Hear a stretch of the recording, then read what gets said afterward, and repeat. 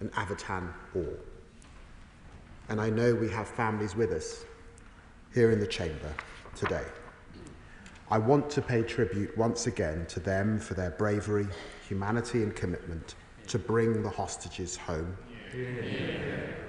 And I invite the House to remember those murdered in captivity, including Nadav Popawel and Yossi Sharabi. May their memories be a blessing. And I say to all those now waiting anxiously to see what this deal means for them, we are with you in the days and weeks ahead. Madam Deputy Speaker, in Gaza today, civilians will be waiting anxiously to see what this deal means for them. And I say to them too, we are with you as you begin to rebuild your lives. After 15 months of conflict, the level of suffering defies belief. Gazans have truly been trapped in hell on earth. Over 46,000 killed, so many children's lives extinguished, schools, hospitals and homes destroyed, hunger and disease, almost 2 million forced to flee their homes, with northern Gaza cut off from the rest of the Strip, a generation scarred by the savagery of war. Among the victims was Hind Rajib, a 5-year-old Palestinian girl killed alongside members of her family and the paramedics who came to rescue her. Among the victims were many journalists dedicated to documenting the horrors around them. Among the victims were aid workers dedicated to serving others, including British citizens John Chapman, James Henderson, and James Kirby. I invite the House to join me in remembering them all. We mourn every innocent victim of this appalling war. Beyond Israel and Gaza, this conflict has brought yet more tensions and conflict into the wider region. Unprecedented Iranian attacks, a renewed conflict in Lebanon, Houthi strikes in the Red Sea and into Israel. At times, too, our own communities, indeed this House, have been divided by this war. This, then, is a moment of hope for all of us, a moment to unite in support of this ceasefire. The agreement as negotiated, Madam Deputy Speaker, has 3 stages. In the first 6-week phase, we expect both parties to stop fighting. 33 of the hostages will be freed, children, women, those over 50 and the wounded. Israel will start to redeploy to the edge of the Strip.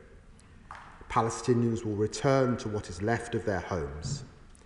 The Rafah crossing will reopen. Israel will allow 600 truckloads of aid into Gaza each day. And on the 16th day, negotiations will begin on the detail of the second phase. In this second 6-week phase, the male hostages under 50 would be released. Israel would complete its withdrawal from Gaza, and there would be a permanent ceasefire. Finally, a third phase would see the return of the bodies of any remaining hostages and the lifting of economic restrictions on Gaza. As President Biden said, the elements of this deal were endorsed by the United Nations Security Council last May, but it has taken tireless efforts to reach agreement between both sides, with reports of final talks this week lasting an intense 96 hours. I congratulate all those who have contributed to getting to this stage.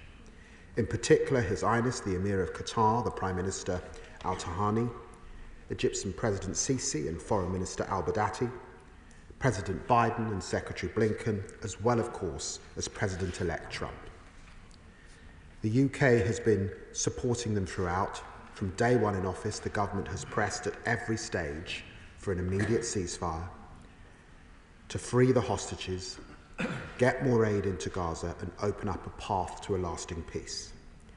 I visited Israel and the occupied Palestinian territories for the 3rd time as Foreign Secretary just this week, meeting Foreign Minister Saar, President Abbas, and hostage families to press for an end to this war and a plan for the future. We have also played a leading role in the humanitarian effort, restarting funding to UNRWA, funding field hospitals that have treated over 300,000 Gazas, and providing over 100 million in support to the Palestinians this financial year. I pay tribute too to the Foreign Office ministers in the last government for their work to deliver aid to Gaza. I know how hard they work now I'm in this role.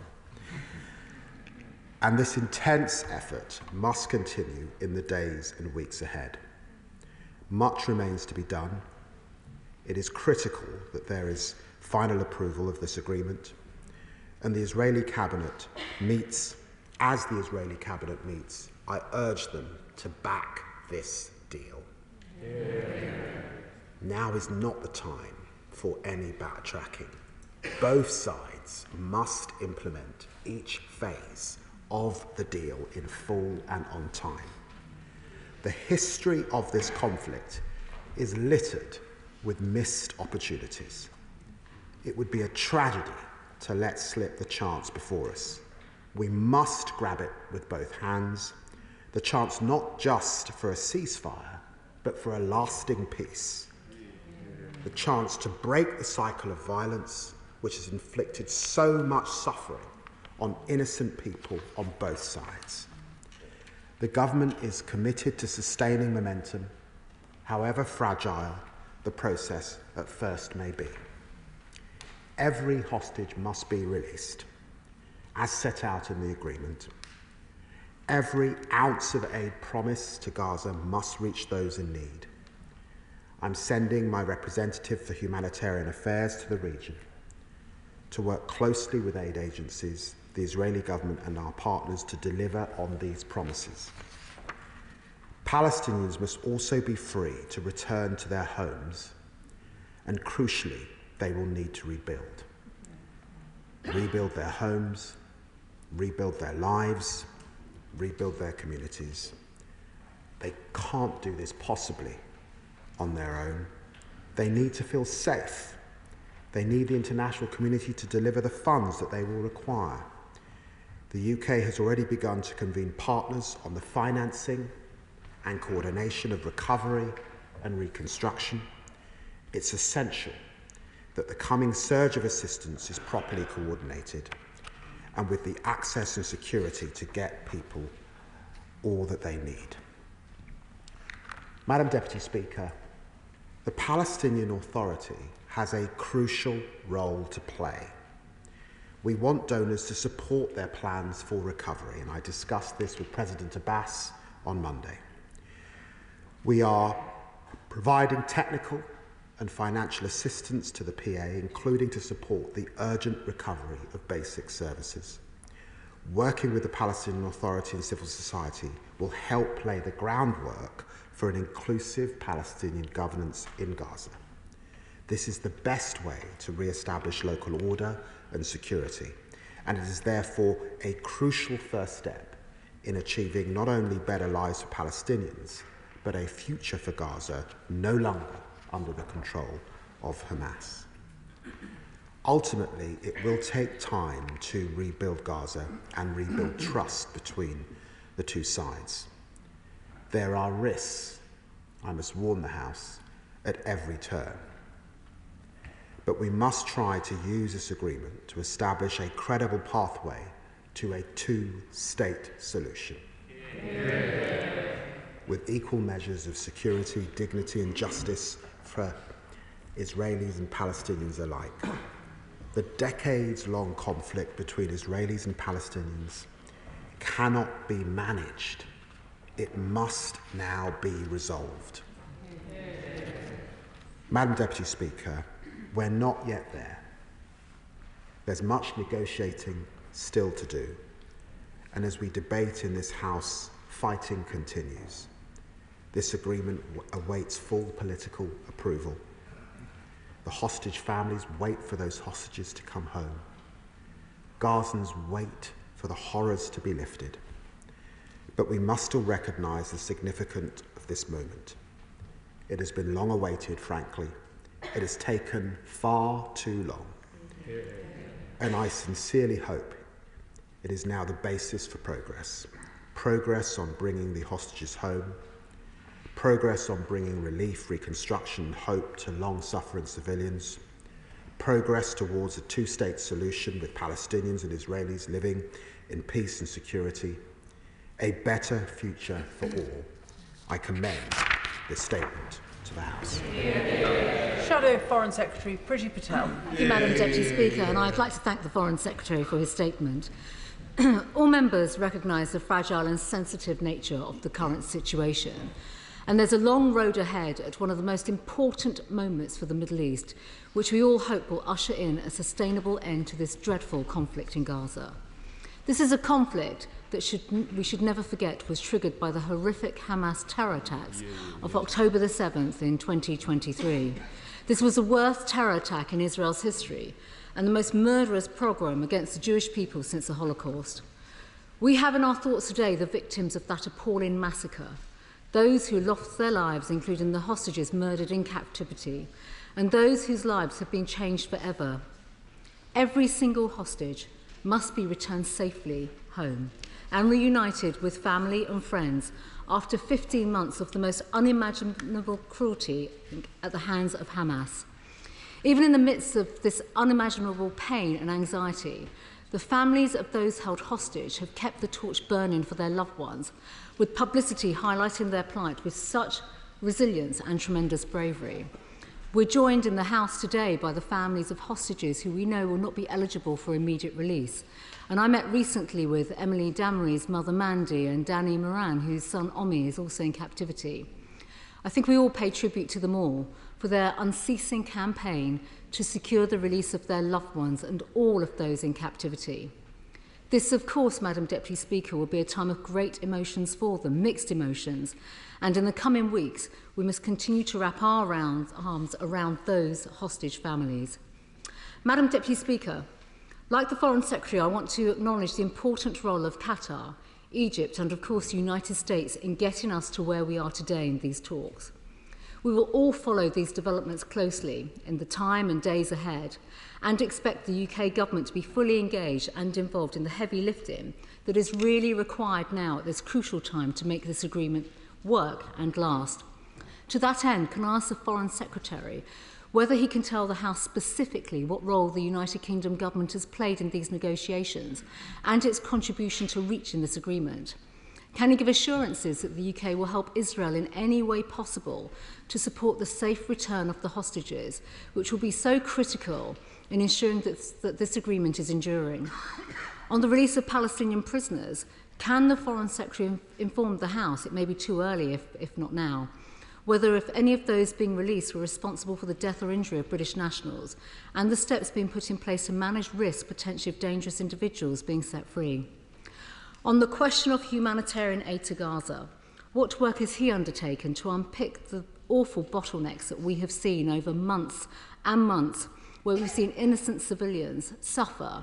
Will they now receive the vital aid that we've been told that will get through to bring this essential relief to communities across Gaza? In relation to the future governance of Gaza, we have heard little so far about the day after plan, but this is extremely important, and I know that the Foreign Secretary will come back to this House in due course, but I would welcome his thoughts on this.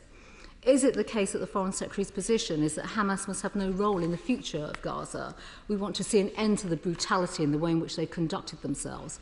And if indeed the Palestinian Authority assumes responsibility in Gaza, does he agree that to endure and have a lasting peace, the Palestinian Authority must undertake the most comprehensive reform in its history, with serious shifts, not just in its behaviour, but when it comes to education and the welfare policy, and bring the course of democracy through to the end that we would like to see? Has he delivered this week that unambiguous message to the Palestinian leadership? The right people must be involved to ensure that solid foundations are put in place on which Gaza can rebuild with that lasting future, a better future for every generation to live their lives in peace, but also with the opportunities that have been denied to them for too long. And Madam Deputy Speaker, in the days ahead, our focus needs to be on securing the release of the hostages, getting the aid into Gaza, working for this lasting peace. But there are some related points that the Foreign Secretary will also need to consider. For example, in relation to Israel, this includes whether the changes to the approach on the ICC arrest warrants will happen and what should happen from the government's position, and the arrangements for the future reconstruction of Gaza. The Foreign Secretary has just touched on this, but what contribution does he think the United Kingdom should make? His thoughts would be welcome, and there are many complexities here. Will he also commit to inserting the UK's enthusiastic approach to fresh discussions when it comes to the Abraham Accords and the role that will play in terms of peace and stability and prosperity in the region? Finally, Madam Deputy Speaker, we have seen for over a year the world's only Jewish state being ruthlessly attacked from all sides, from the Hamas terrorists in Gaza, Hezbollah terrorists in Lebanon, the Houthis in Yemen, from which Iranian-linked militias in Iraq have been directing their course of action. While Iran and its proxies have also used innocent Palestinian civilians as human shields, without any care for their welfare or their well-being, we need to know that this government will step up when it comes to addressing the root causes which rest in Tehran. The government and the international community and all of us will want a robust strategy towards Iran if we want to build a lasting and sustainable peace in the Middle East. Well, Madam Deputy Speaker, can I thank the Foreign Secretary for her remarks, the Shadow Foreign Secretary for her remarks, her tone, and can I put on record once again, because doing this role, one understands the effort that one's predecessors have put in, the member for Braintree, the member for Royal Sutton Coldfield, and Lord Cameron before me, I know made tremendous efforts on behalf of the UK government to get us to this point, and like me would sincerely have wished that we were here sooner than we have reached, but this is indeed a day on which we can be grateful for the UK's diplomacy in getting us to this path. She will know, and she asks about the role that the UK has played. She will know that it was quite right that Qatar and Egypt, with their proximity to Hamas, should be centred in bringing about this ceasefire. And the United States, with its particular relationship with Israel, should also stand alongside them. But she will know, because of our complex foreign policy relationship with all of those parties, the tremendous effort that UK diplomats have put in to get us to this path.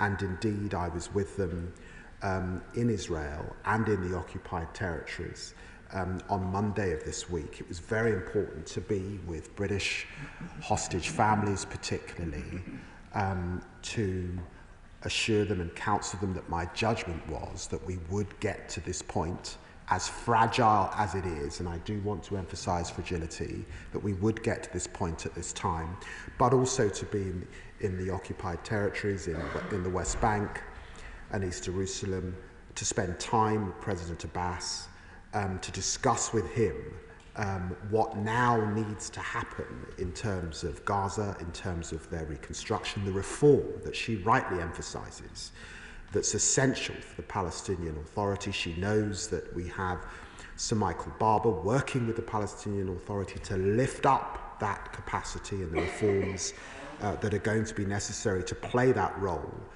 alongside others, clearly, in Gaza. And when I think about others, I think about the international community as well. But alongside them, it was important that the UK plays its part. I'll come back to the subject of reconstruction in a moment. She rightly talks about the situation, the humanitarian situation in Gaza too.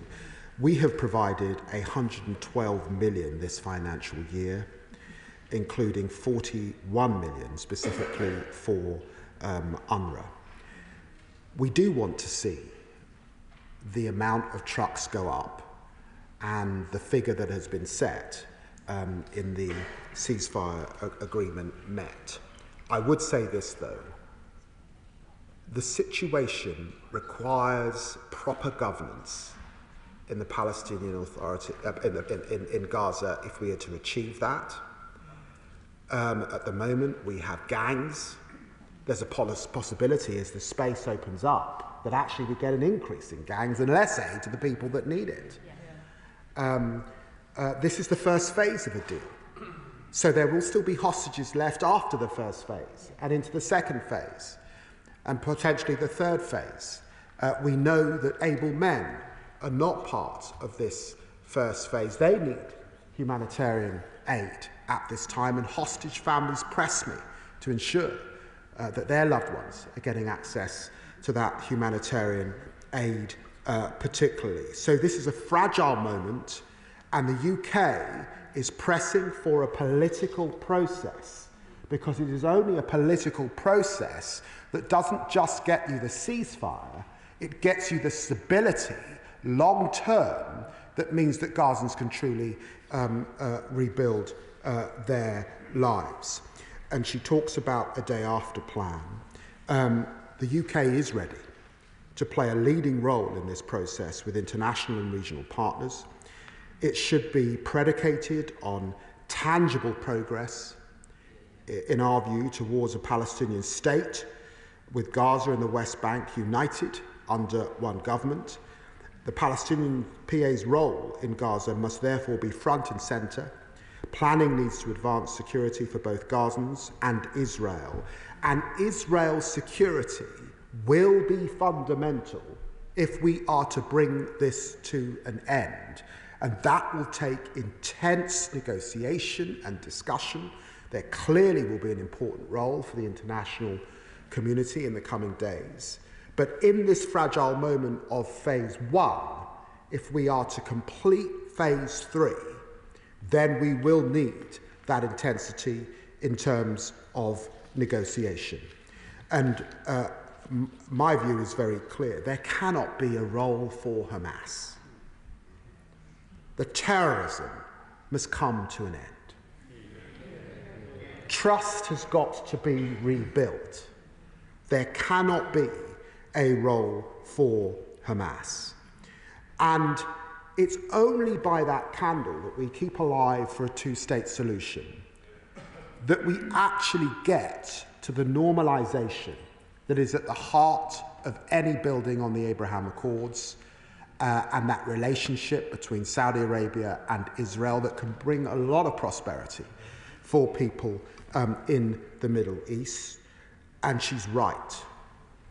Iran remains a malign force. British diplomats were discussing with Iran their nuclear program this week and what needs to happen if we are not to get the snapback of our sanctions as a consequence of the JCPOA later on this year. And we will do all we can diplomatically. This is a moment where the Iranians need to step up and do the right thing. And I know that this is acutely in the minds of the incoming administration in the United States. Thank you, Madam Deputy Speaker. Chair of the International Development Committee, Sarah Champion. Thank you, Madam Speaker. And I thank the Foreign Secretary for his statement and support every word that he says. No one wants a ceasefire more than I do. I can't, well, tell you the tears that I and this House have shed for all the innocent civilians who have been murdered and maimed. I can't think what the families of the hostages are going through, and if I'm honest, I don't want to think what the hostages themselves have endured. But the ceasefire is far from certain. The peace following it is far from certain. And a two-state solution is very far from certain. But what is certain is on the 28th of January, the Knesset's legislation that effectively bans UNRWA comes into force. Yeah. And I am unable to see how the aid, the stability, the health systems, the schools can be implemented if that happens. My committee will be publishing a report on this tomorrow, but can the Foreign Secretary speak now about what he is doing to urge that legislation not to come into force and make sure that aid can flood in where it is needed? Yeah. Well, I'm very grateful for the work of my honourable friend and her endeavours on behalf of this country and her committee on these issues. She's right. In the last Parliament and in this Parliament, colleagues on all sides have shed tears about this heartbreaking of conflicts. And in my 25 years in this Parliament, frankly, I have not seen such emotion from UK parliamentarians in relation to this central challenge. It is the position of the UK government that we do believe that in the midst of this conflict, where there are so many children out of school, there are so many children orphaned, there are so many hospitals lying in rubble, where there is disease, where there is famine, we cannot see how there cannot be a role for the central UN agency at this time, if this peace is to hold. And of course, I made that point to the Israeli government on Monday again. I wrote alongside my French and German colleagues to the Israeli foreign minister to make that point and press on the winterization plan that we believe has to be implemented. The clock is ticking down to that Knesset legislation. And what we don't want is this peace that begins on Sunday undermined by that legislation just a few days into its passing. Liberal Democrat spokesperson Callum Miller. Thank you, Madam Deputy Speaker, and I'd like to thank the Foreign Secretary for advance sight of his statement. This ceasefire is welcomed by all who have watched with horror as the suffering that began on the 7th of October 2023 has worsened for so many. And I wish to add my thanks to all those who have worked so hard to deliver it. I am thinking today of the Palestinians and Israelis I have met whose lives have been torn apart by this conflict, and to whom this news brings a moment of hope. Of the British families of Israeli hostages who continue to live with uncertainty and fear about the fate of their loved ones, and of the Palestinians whose daughters, sons, sisters, brothers, mothers and fathers have lost their lives and homes. The priority must now be ensuring that humanitarian assistance floods into Gaza and that all efforts are made to secure the release of the remaining hostages. And I urge the Foreign Secretary to do everything in his power, as he has just said, to persuade Israel not to implement the Knesset's resolution on UNRWA, which would do so much harm and undermine the progress that is being made. I am today grateful that a deal has been reached, but I'm also angry that it has taken so long. In the months of delay, there's been no relief for the hostage families, and so many more lives have been lost and so much more destruction visited on people in Gaza, including further deaths even since the ceasefire deal was announced. The blocks to progress have been extremists on both sides, the terrorists in Hamas and the supporters of annexation in the Israeli cabinet, people who do not want peace, but who want to erase another population from the land.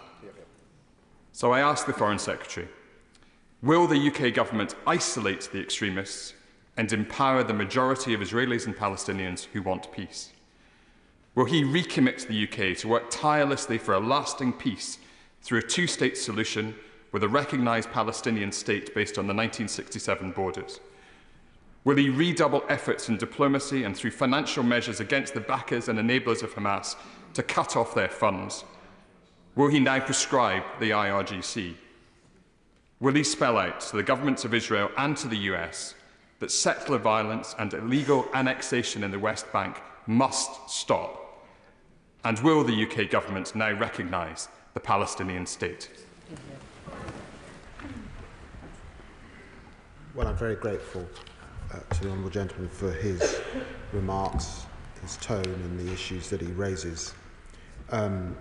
He's right on UNRWA, as I have said.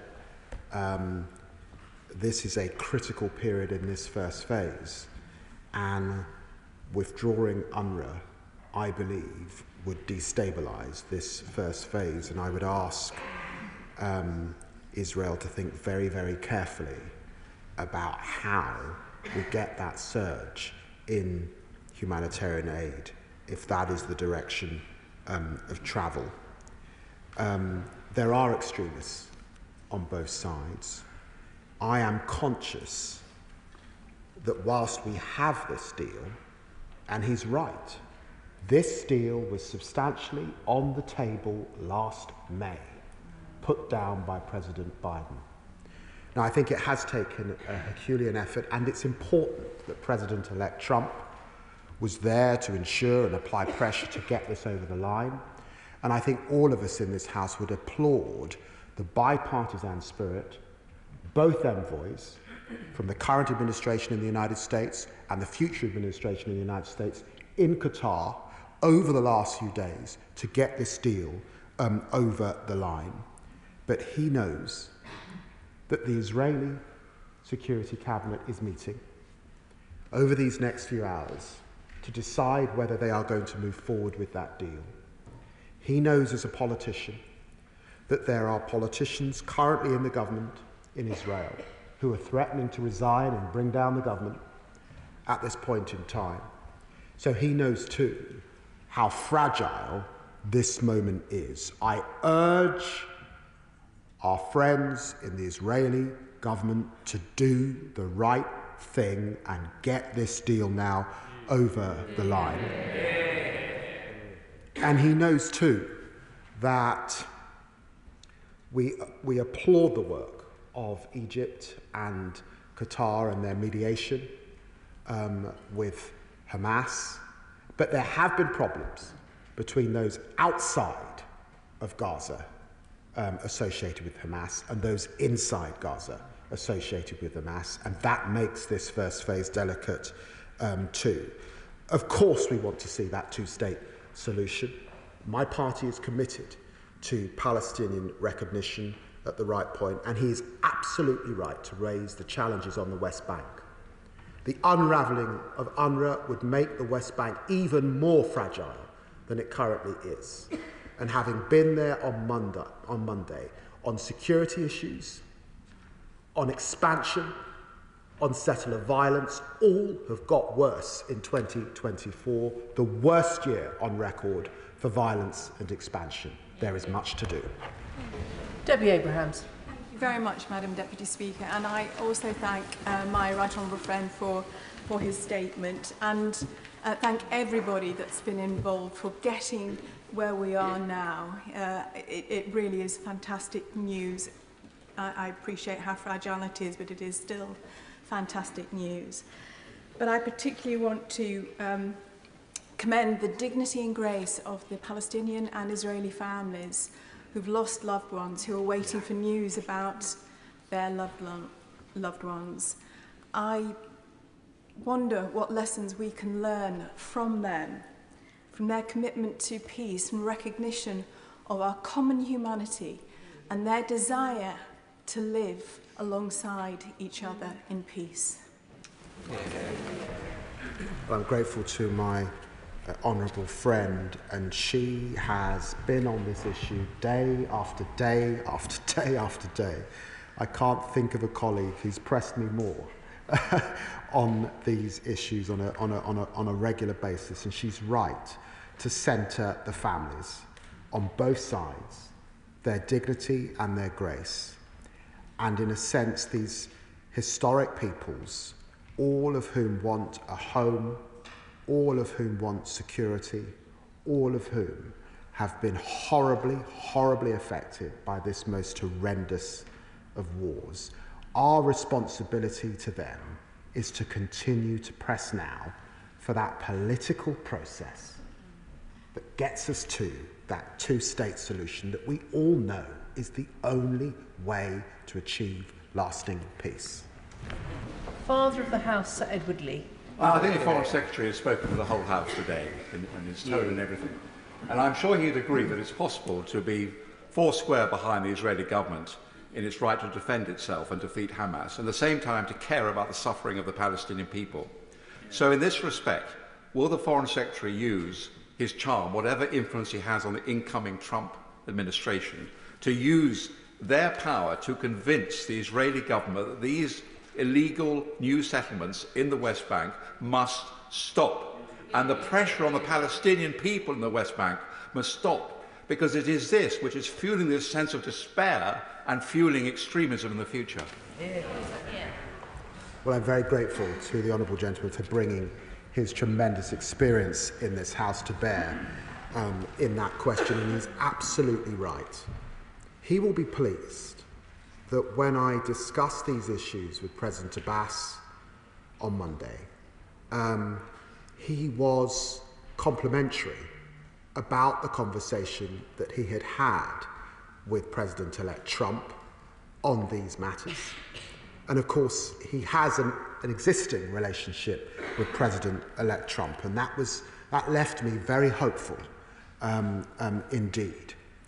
He's right. The expansion particularly undermines that 1967 settlement. It makes it very difficult to achieve that two-state solution. But in the absence of two-state, those who try to thwart that possibility are either saying their belief is in no state at all, which is entirely unacceptable, or it is in one state, in which they better get on and ensure equality for all. John Pearce. Thank you, Madam Deputy Speaker. I'm sure the whole House will join me in paying tribute to the incredible bravery of the hostage families. We're joined in the House by the families of Tal Shoham, Nimrod Cohen, Ohad Yahalomi, Omri, Miran, Shay Levinson. I met with them this morning. Their suffering continues, the uncertainty, the sleepless nights while they wait for a final deal and to know whether their families will be coming home. What reassurances can the Foreign Secretary give to them and to the House that the UK will do everything in its power to make sure that their loved ones come home and all of the UK-related hostages come home as a matter of priority, and all the hostages as soon as possible to end their suffering? Well, I thank my honourable friend for raising this issue of hostages.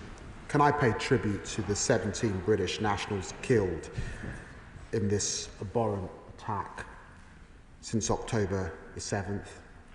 Our hope is that 3 of the UK and UK-linked hostages will be released in the first phase, as they fall into the criteria for that release that we anticipate will be agreed later today.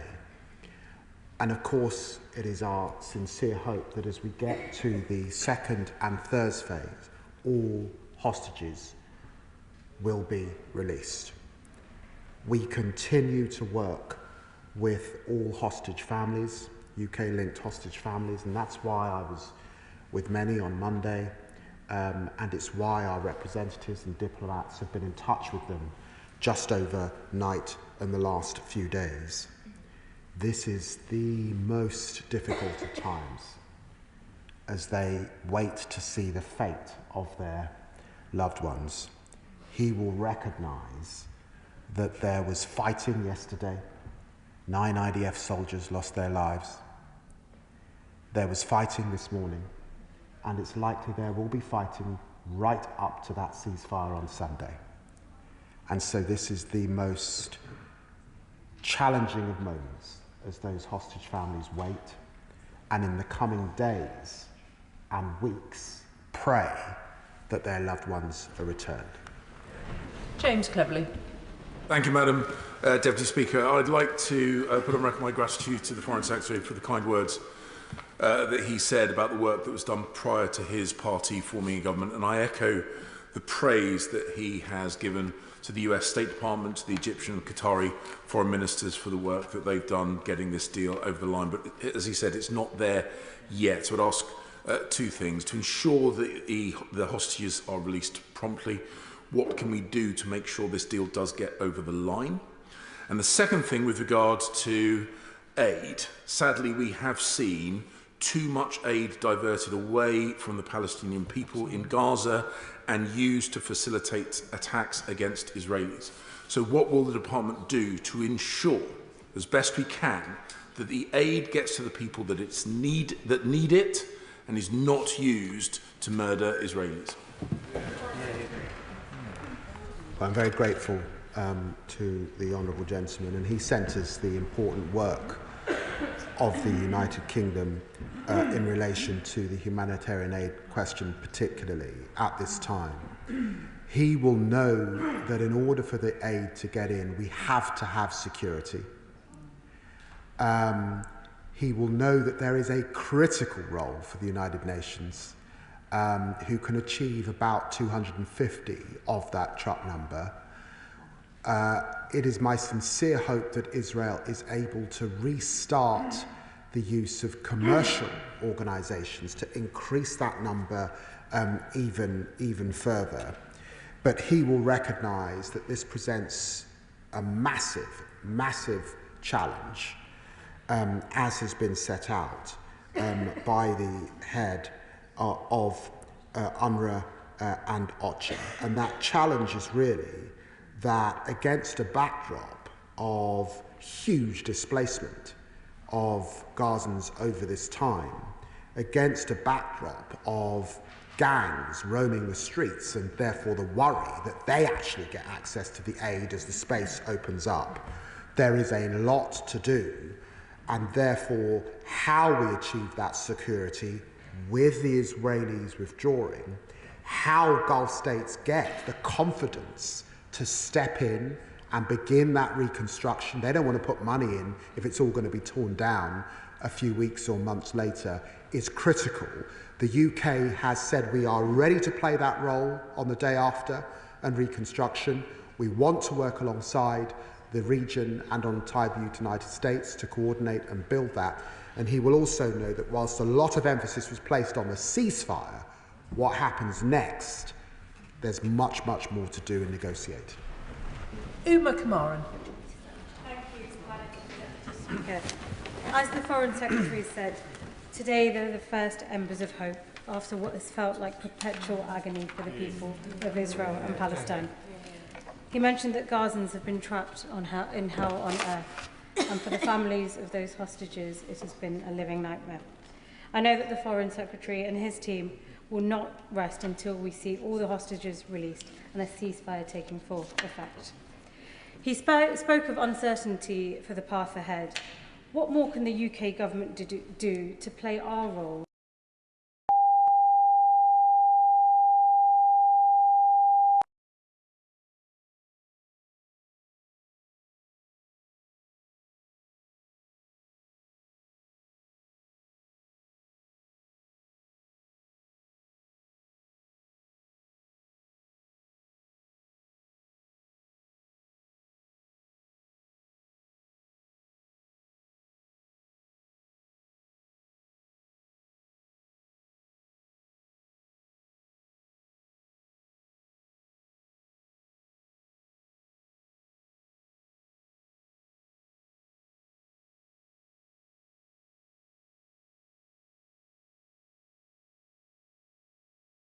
And applaud the expression of cautious optimism which he has given the House today. Cautious because, of course, at this time the agony of the hostages continue, and the urgent need for a quantum increase in humanitarian aid remains unrequited. The deal must be implemented in good faith, and I very much welcome the comment he made that Hamas can never again govern that space. Can I pay tribute to the extraordinary hard work and effectiveness of his diplomats and officials, and underline that Britain has a very important role to play in what comes next? And will he bear in mind that abject devastation can lead to unforeseen breakthroughs? Following the Yom Kippur War, we saw peace with Egypt, and it was after the Intifada that very significant progress was made on the Oslo Accords. Well, the right honourable gentleman brings to bear his tremendous experience on these issues, built up over many years and many different roles in government and beyond. He's right to centre Hamas and the fact that they cannot play a role. But he probably, I think, agrees with me. I never believed, as some in the Israeli government believed, that they could eradicate Hamas solely by military force.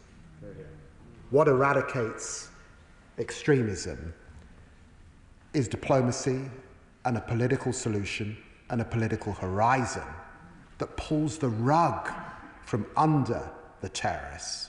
And that's why it's hugely important that the UK now plays its full role on that political solution, that political horizon that actually brings about the peace and not another generation of militant young men with terrorism and pain in their hearts. Laura Kirksmith. Thank you, Madam Speaker, and I thank the Foreign Secretary for his statement. I've dared to feel some hope that this ceasefire could be the beginning of the end of 15 months of pain and suffering in Israel since the appalling Hamas attacks, and the end of 15 months in which the entire population of Gaza has wondered day in, day out if they will survive another day of bombing. As a result, the humanitarian situation is dire. Staff at the Al-Auda hospital, the only still partially functioning hospital in the north of Gaza, report that they have been entirely cut off from aid supplies. That long-awaited and failed so far flood of aid is absolutely necessary, but of course the success of aid efforts must be measured not just by how many trucks get in, essential as that is, but also by how many lives ultimately are protected and saved. What measures is the Foreign Secretary taking to ensure that that is the case urgently? Well, I'm grateful to the Honourable Lady. 500,000 people have received essential health care as a result of UK funding in Gaza. It was very important when we came to office to support UK Med in their efforts. And over 600,000 young people in Gaza have received food as a result of our efforts. But there is a tremendous amount to do, and she knows that. The threat to UNRWA, I think, could thwart this in the coming days. How we really get those truckloads up, how the security is achieved to deliver for the Gazan people, and how people are returning to their homes, because that is now the hope, but she will understand that many of them are returning to rubble.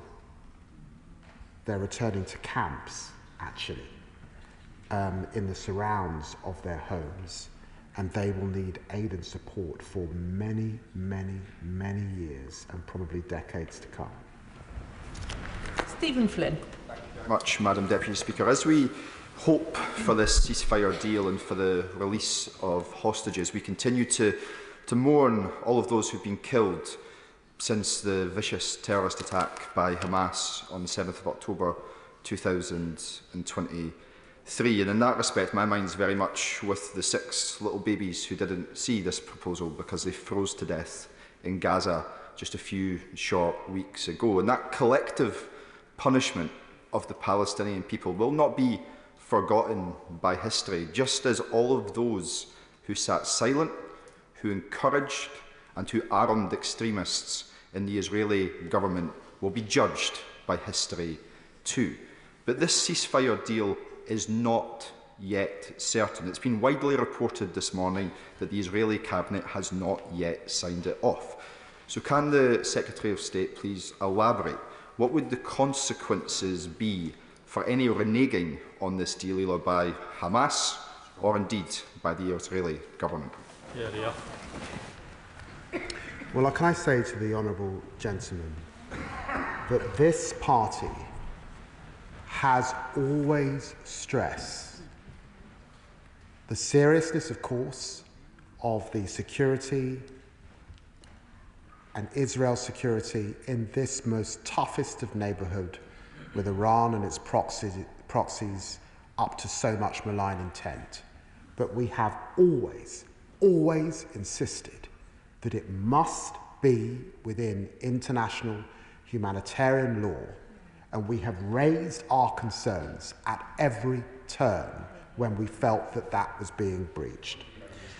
And can I also say to him that it is my sincere hope, as the Israeli cabinet meet to approve this deal, that in this most serious of moments, that they hear what President-elect Trump has said about his expectations on this deal, that they hear a united House of Commons at this moment and our expectations on this deal, and that they do the right thing.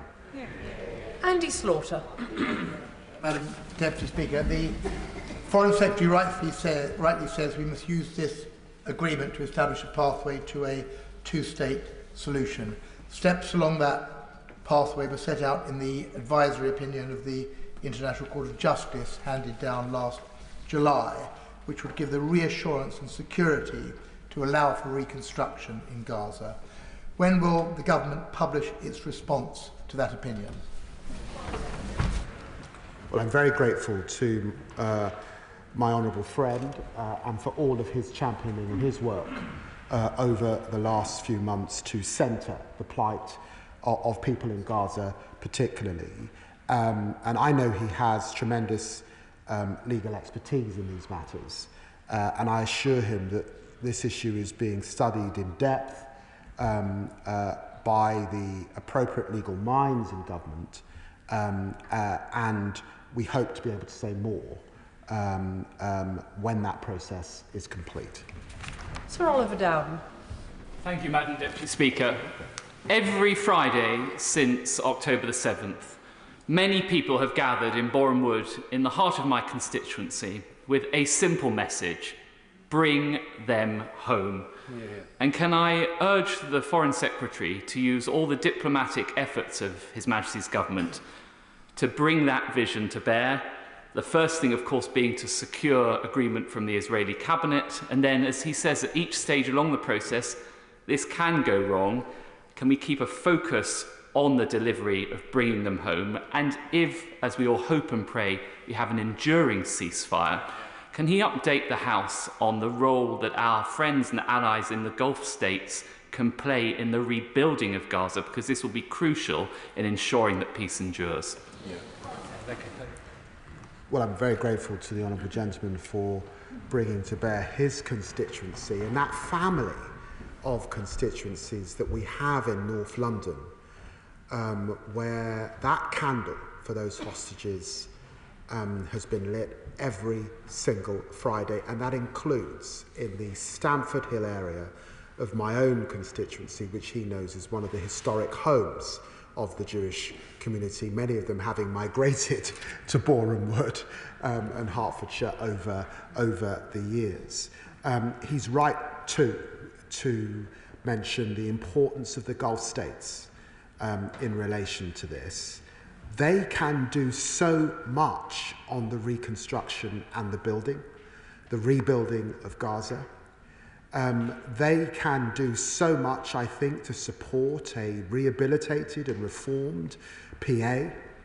They can do so much to support the monitoring and the security arrangements that might need to be put in place, that will need to be put in place, if Israel is to be assured that they can withdraw and that Hamas will not attack them again. And we should remember the rocket fire that Israel experienced over many, many years, including, of course, the attack on October the 7th. So there's a key role for them, but they will not take up that role unless there's renewed, continued negotiation beyond phase one, and that begins in 16-day time, and they will need a political horizon too.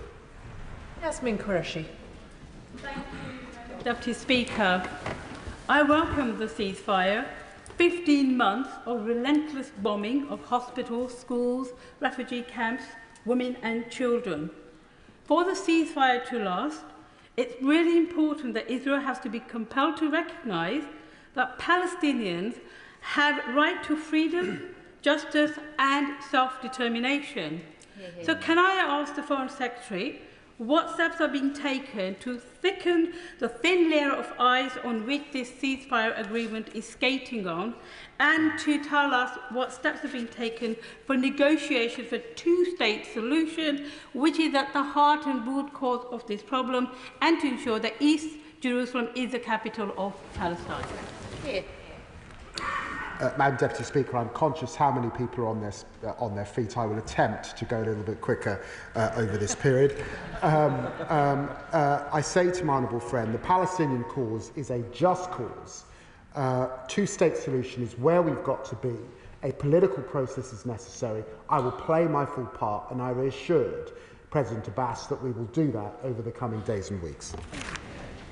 Liz Saville-Roberts. Very own. And as we, of course, live in hope of a ceasefire and the release of the hostages, we cannot, however, forget everything that has come before. The mass atrocities on October the 7th were followed by 15 months of destruction waged against Gaza's civilians by the Israeli government. He mentioned how we eradicate extremism. Extremism is also eradicated by justice.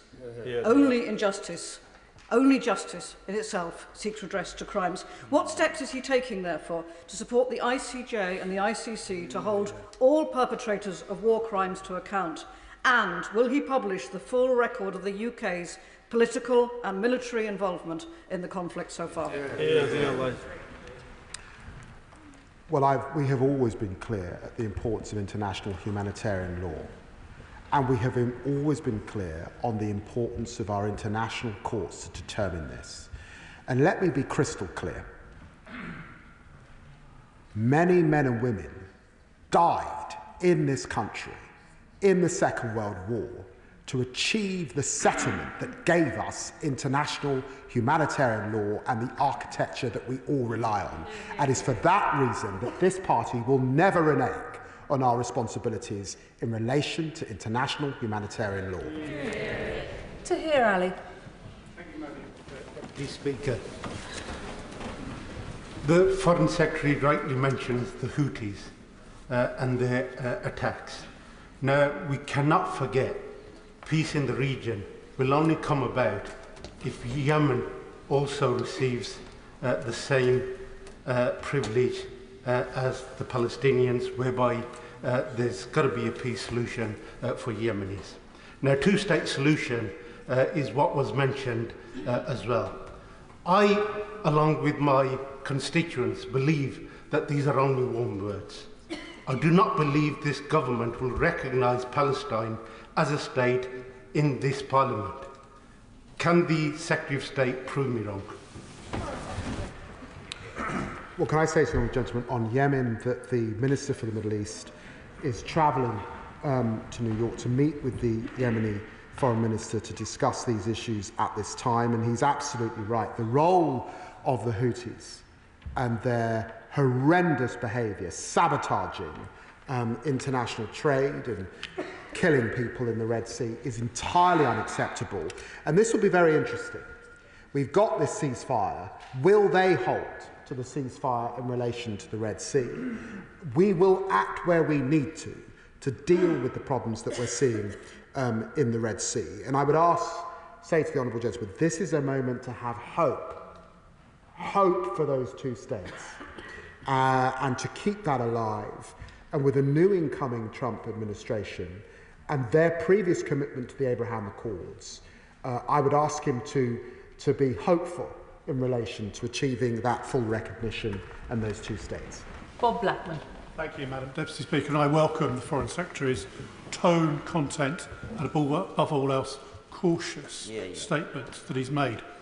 Clearly there are concerns that as a part of this deal that Hamas are trying to resile from the commitments they've made.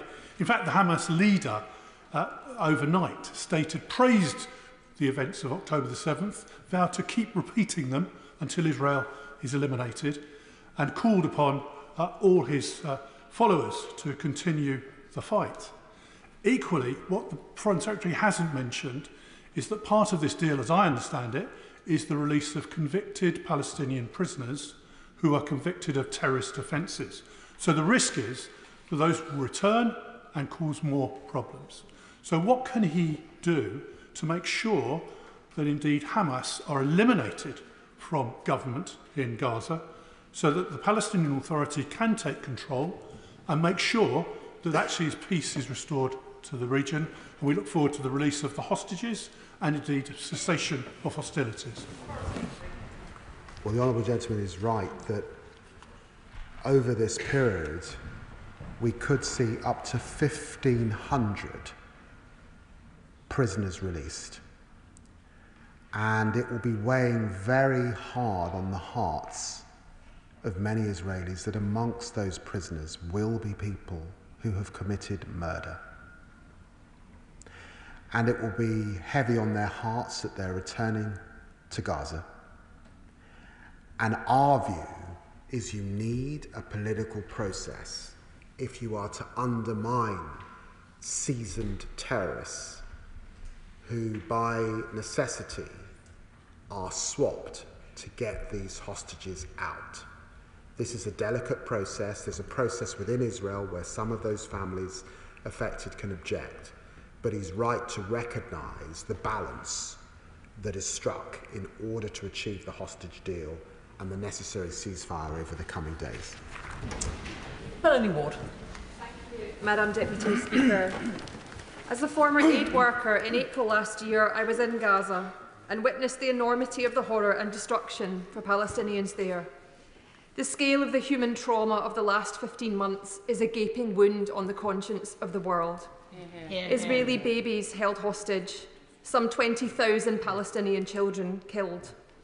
The Foreign Secretary has made clear he agrees it is desperately important that this ceasefire agreement holds, goes ahead, and that the deal is implemented in full, including the reconstruction of Gaza, and he is absolutely right.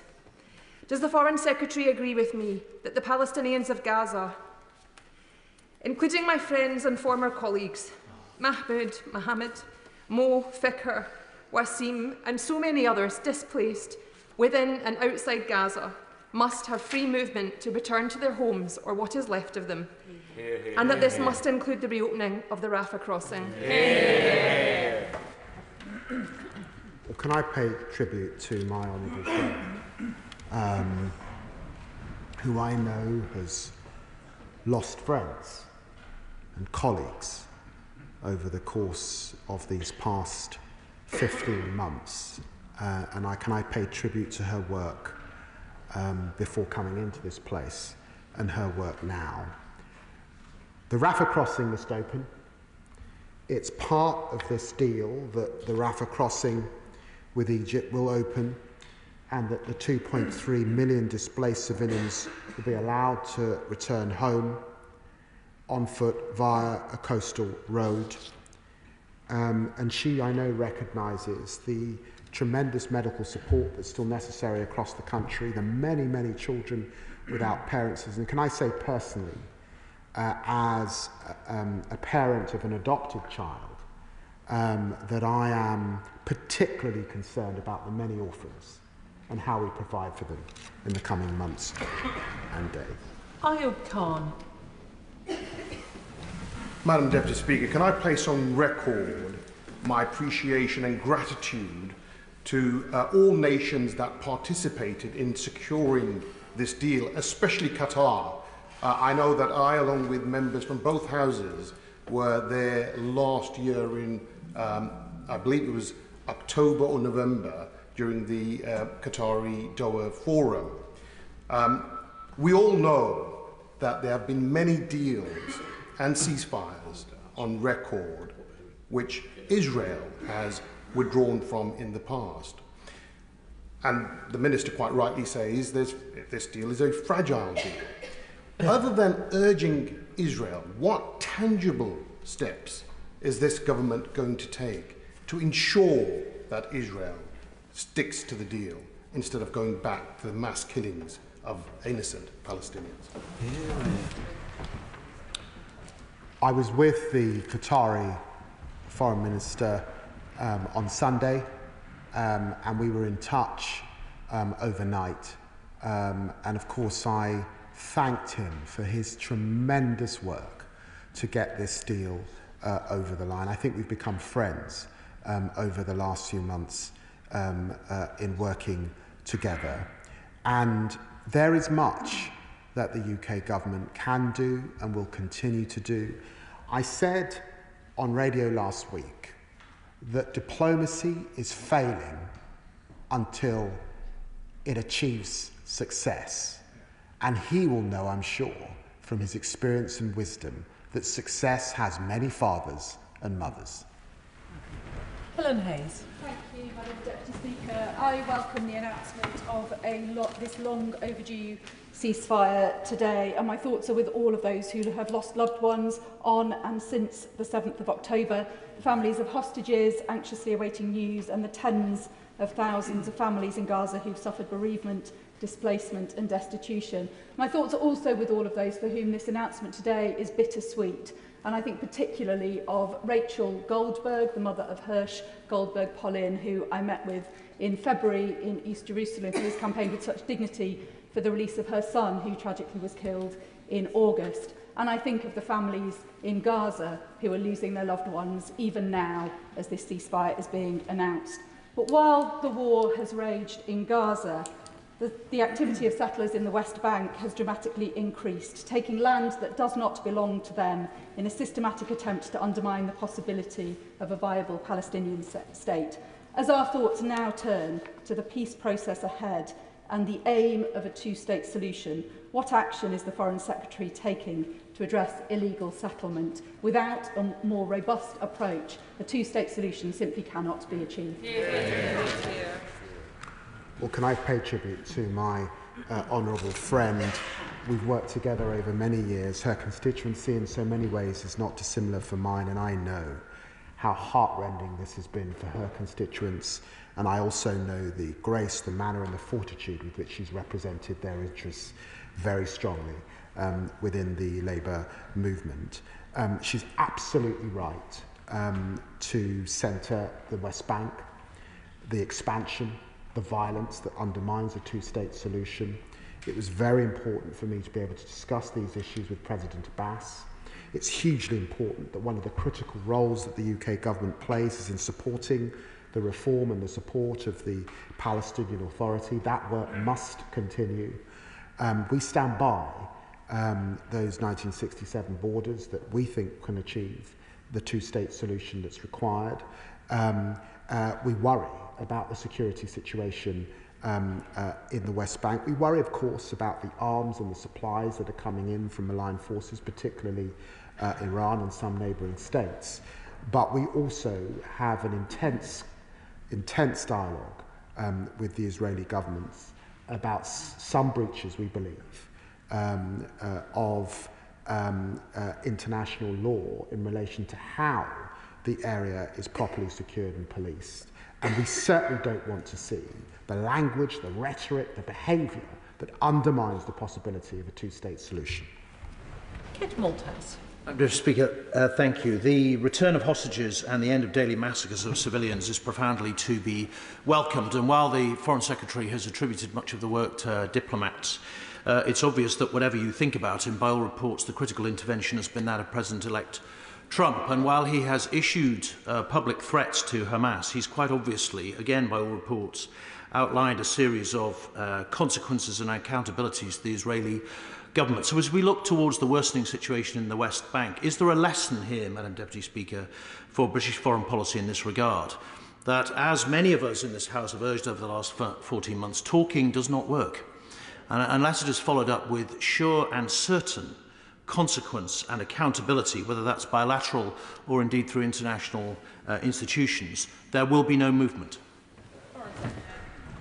Well, the Honourable Gentleman too, I know, follows these issues very closely and sometimes been a lone voice on his own side on these issues.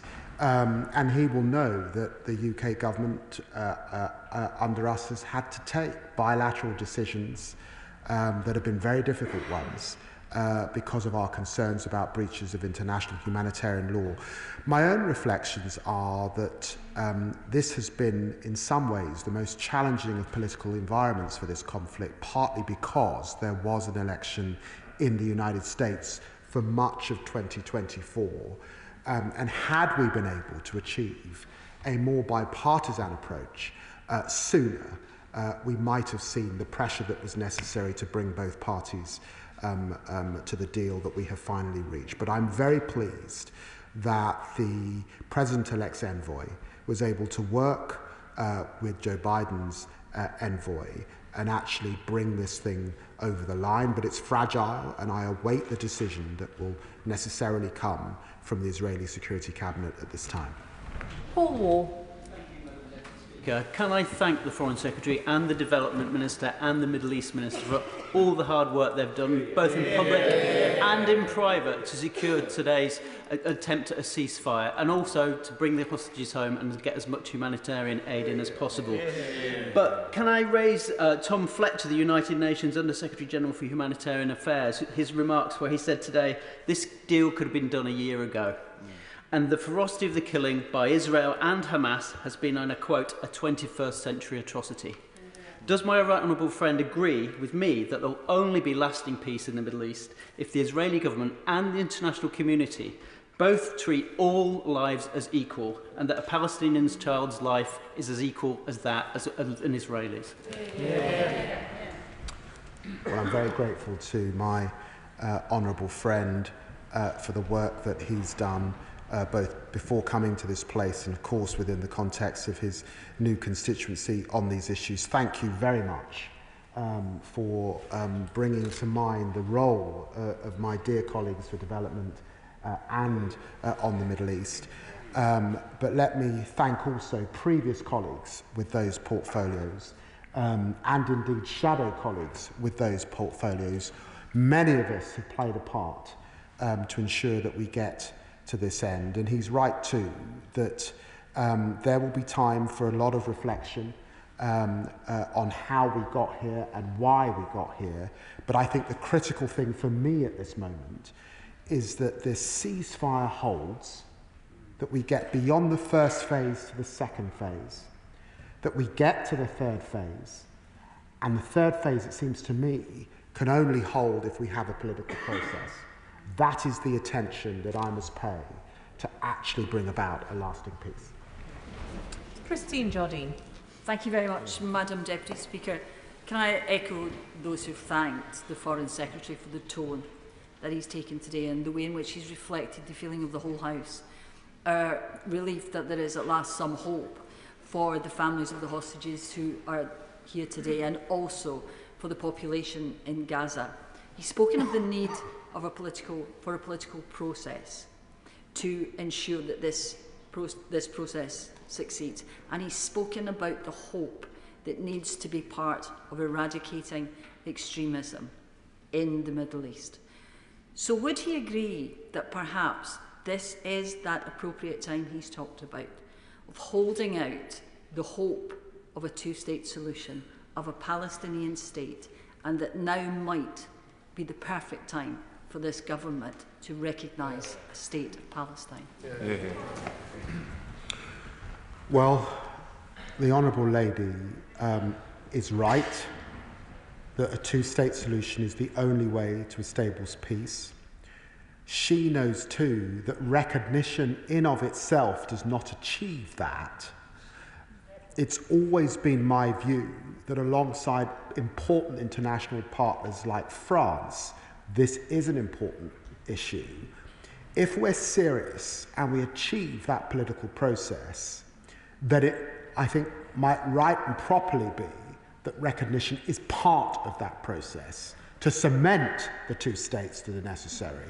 And this government, and I suspect previous governments, fully understand the importance of the UK role and applying that at the appropriate moment, precisely because we have that distinguished responsibility of having a seat on the United Nations Security Council. Stella Creasy. Thank you, Madam Deputy Speaker. I know that everybody in this House will hold in their hearts for the next couple of days my constituent Sharon, whose father, Oded, is the oldest hostage that we're waiting for news on, and that we hope we might see some news this weekend. Oded is 85. I hold out hope for him because we don't know what has happened to him, but we do know that Oded spent his life being a peace activist, campaigning for a two-state solution, and indeed driving Gazans to hospital. So can I ask the Secretary of State, in the spirit of Oded and the work that he has done in his life, will he now work with his colleagues in the Department of Health to offer those young Palestinians who urgently need medical help the support they need here in the UK? Here, here. Well, I'm very grateful to my honourable friend for the work she does and for our friendship over many years. Oded is a retired Israeli journalist who was taken from his own. His wife, Yocheved, was also taken but released in October 2023. And Oded's daughter, Sharon, is a British national. She resides in my honourable friend's constituency, and she has tirelessly campaigned for his release. And that is what we want to see over this next period. And there, of course, is a role for our own medical services where appropriate, and I will continue to work with my right honourable friend, the Health Secretary, on these issues, and she should be reassured that actually he raised these very same issues with me this very week on how we can do more in relation to this. Paul Holmes. Thank you, Madam Deputy Speaker. The Foreign Secretary is absolutely right to say that both Israel and Hamas must see that this deal is successful and they must stick to the terms that have been outlined, and he's right to say that. But as he came to this House, we know that the Israeli Prime Minister has said that he wants to delay a vote in Cabinet because there have been last-minute changes to what Hamas are requiring. Has this Foreign Secretary been briefed on what those perceived or accusatory changes are, and could he outline some of that to the House, bearing in mind national security implications? And can he make it? Can he tell the House how he, in his position, will make it absolutely clear to both sides that it is this deal or no deal, and that if they do not get this deal through, that we will enter a further period of grave instability in the region and more lives will be lost? Let me be crystal clear. It is the UK government's position that this deal is now final and needs to be implemented.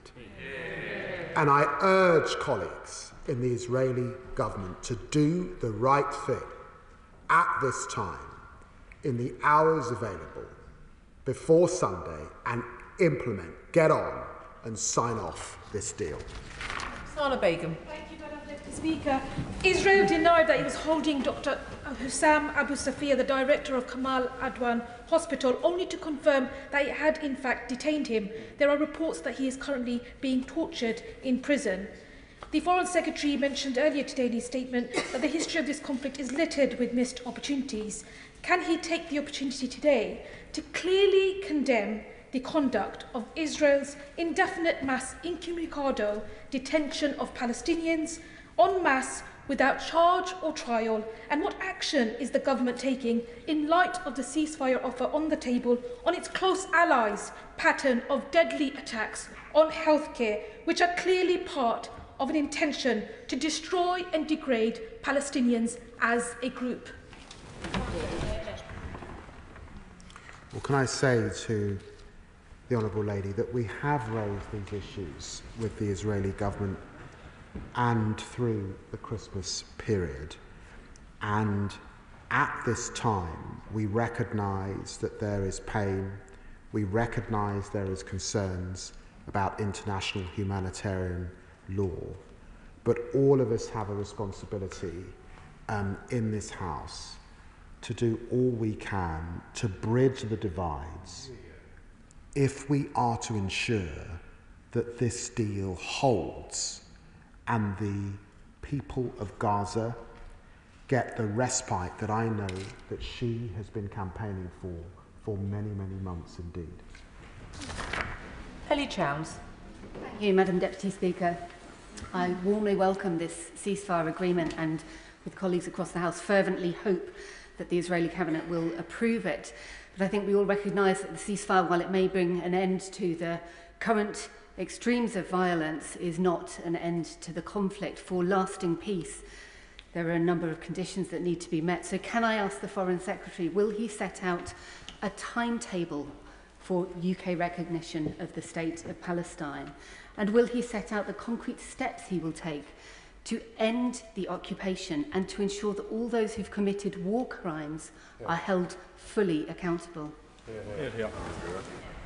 Well, can I say to the Honourable Lady, I can't set out a timetable because the UK government alone cannot possibly be responsible for a timetable that necessarily will involve the Israeli government, the Palestinian Authority, our friends in the United States, and Arab partners particularly. So it's not going to be possible for me to set out a timetable on these issues. But I would ask her to have faith. That's why I sat down with President Abbas this week to discuss these very same issues.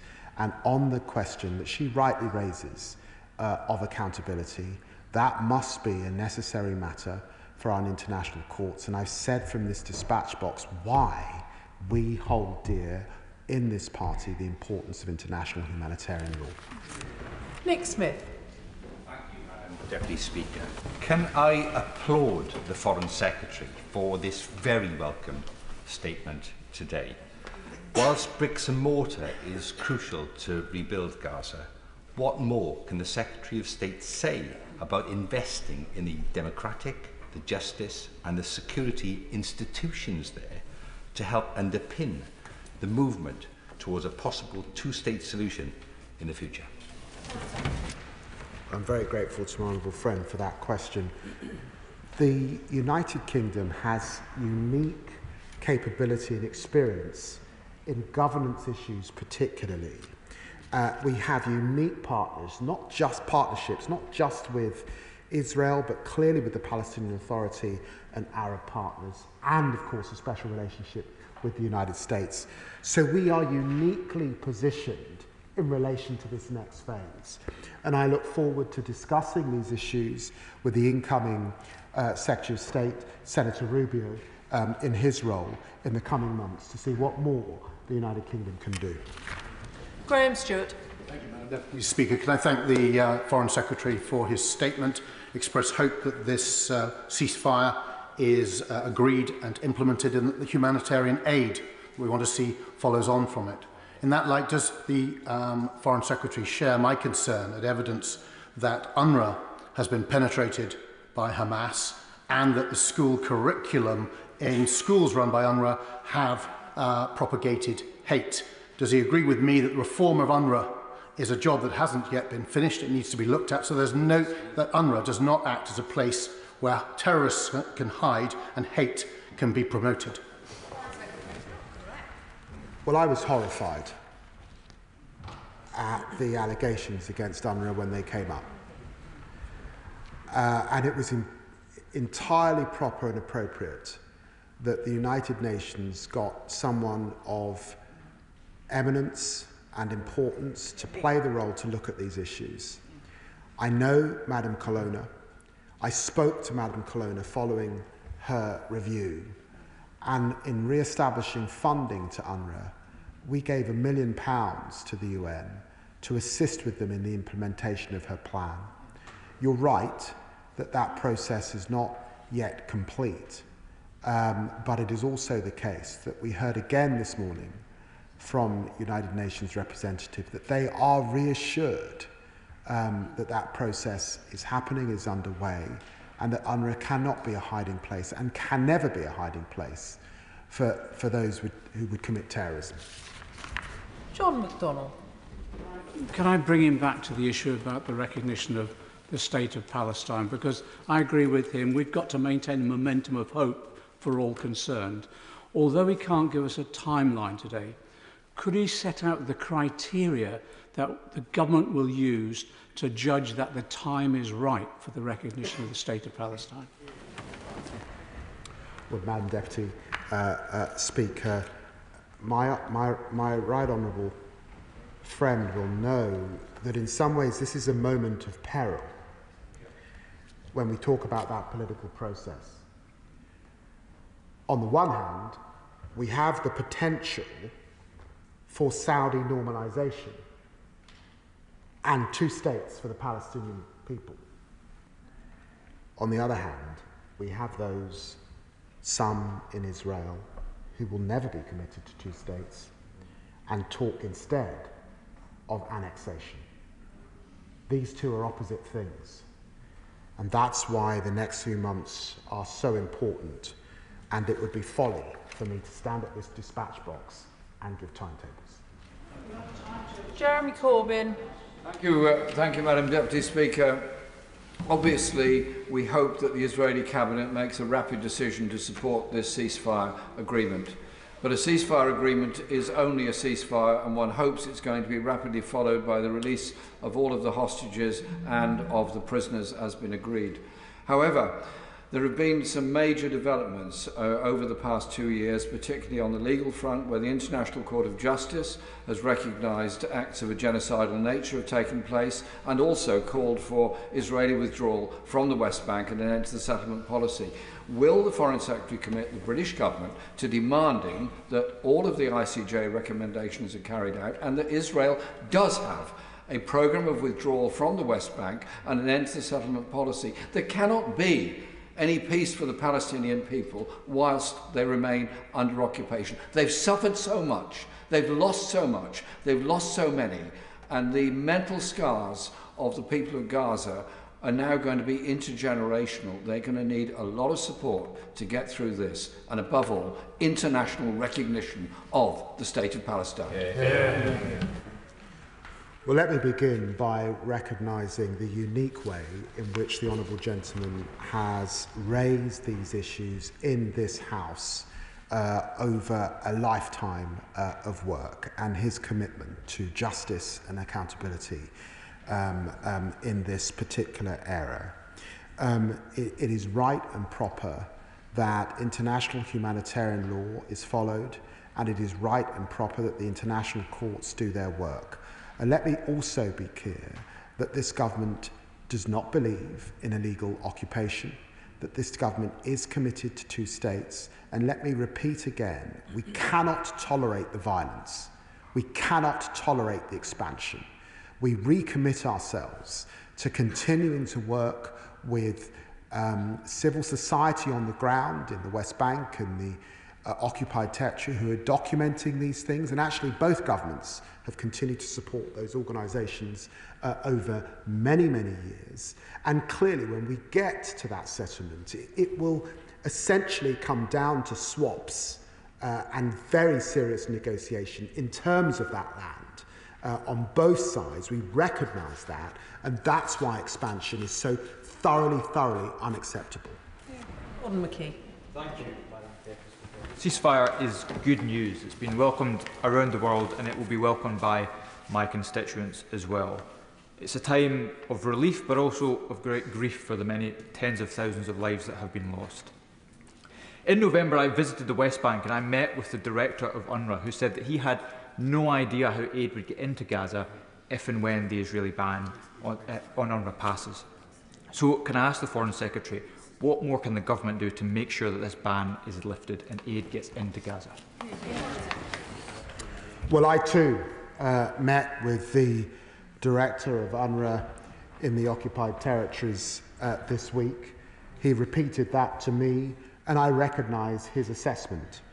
I spoke to the Israeli government about this very same issue, and what they said to me, of course that was prior to this ceasefire being reached, was that they believe that other UN agencies, NGOs on the ground, and international parties could step into the breach. And I reminded them, as an occupying power, about their legal responsibilities, about our long-standing concerns anyway about humanitarian aid, about the prospect of undermining an agreement that I hope would be reached when I was with them on Monday. And for all of those reasons, I do hope that they reflect and step back from implementing this Knesset legislation. Brendan O'Hara. Madam Deputy Speaker, the celebrations in Gaza which welcomed the ceasefire were matched only by the relief of the hostages' families that their loved ones were finally coming home. In the hours that followed, however, scores of Palestinian civilians were killed, and the Israeli government declared that it will not meet today to ratify this deal in what is an unspeakably cruel blow to those seeking peace and the return of the hostages. Both my right honourable friend from Aberdeen South and the member for Birmingham Perry Barr have asked, but in the absence of a reply, I'll ask again. If Israel does not agree this deal and continues to prosecute this conflict as it has to date, what will the consequences be for Prime Minister Netanyahu and his government?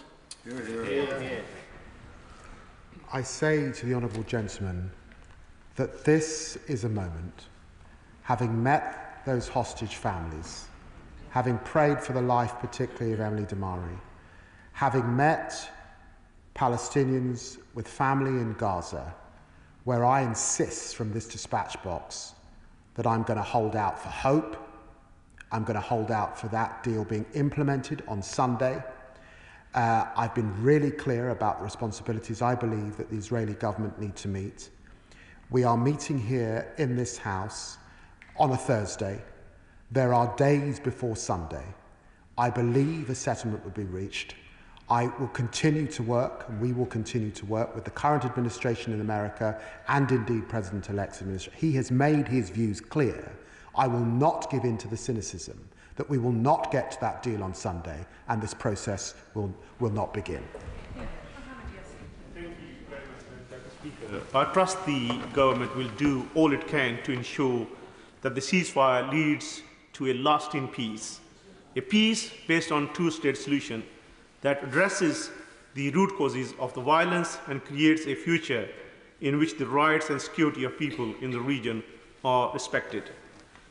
Will he now redouble his efforts in urging his counterparts in Israel to grant full access to humanitarian organizations such as UN that are urgently seeking to deliver aid in Gaza, as well as to ensure journalists have unfettered access to report on the situation? Well, I'm very grateful to my honourable friend. He's absolutely right. Journalists now need to be able to get in and report what is happening on the ground. And thank you for giving me a moment to call to mind the many aid workers who have died in this conflict, more than any other conflict in history, and thank them for their humanitarian effort, and repeat again that part of the settlement that came out of the Second World War was that there was deconfliction for aid workers working in the most severe of circumstances. That is the expectation of the international community. And we deplore the fact that it has not been met so egregiously in this most horrendous of wars. Al Mohammed. Thank you, Madam Deputy Speaker. I am grateful to the Foreign Secretary for his statement, and I also pay tribute to all who have helped bring about this agreement to stop the killing, and I pray that Israel accepts and honours the agreement and subsequent stages. The Foreign Secretary spoke about darkness, and October the 7th was indeed a dark day for innocent Israelis and Palestinians and humanity. However, it would be unjust not to acknowledge that the Palestinians have been suffering dark days every day for over 75 years, with the UK and international community turning a blind eye and many aiding and abetting. We all welcome the announcement of this ceasefire to suspend hostilities in Gaza, and while we hope and pray this temporary pause will free all hostages on both sides, save Palestinian and Israeli lives, and alleviate some of the unspeakable suffering the Israeli military has inflicted on Gaza, it marks the beginning, not the end, of efforts to restore health, dignity, justice, and freedom to the Palestinian people who have suffered beyond words. Will the Foreign Secretary confirm that the UK will oppose any attempt by Israel to annex or settle parts of Gaza or further parts of the West Bank? And will he confirm the UK's commitment to ending the long-standing root causes of violence and humanitarian needs in the occupied Palestinian territories, including Israel's illegal occupation, blockade, and widespread violations of international law. Well, can I say to the honourable gentleman that I suspect that we might disagree sometimes on matter of politics, but I've always respected in the short time that he's been in this House the kind of humility and the faith that he brings to the strength of his questions, and I felt that again today. And let me be absolutely clear that we stand opposed to expansion, we stand opposed to the violence that we see, and we are opposed to any talk of annexation which would breach international UN resolutions that successive governments here in the United Kingdom have supported. And whilst he's right, it certainly was the case that for some years, particularly in that period after the Abraham Accords, this House stopped talking about a two-state solution. I think right across the House people recognise that is the only way out of this crisis. Damien Egan. Madam Deputy Speaker, and I too would like to add my thanks to the Foreign Secretary for his statement, and particularly the words around how do we break out of the cycles of violence that many of us will be worried will replicate themselves in the future, and how do we move forward to a peaceful future.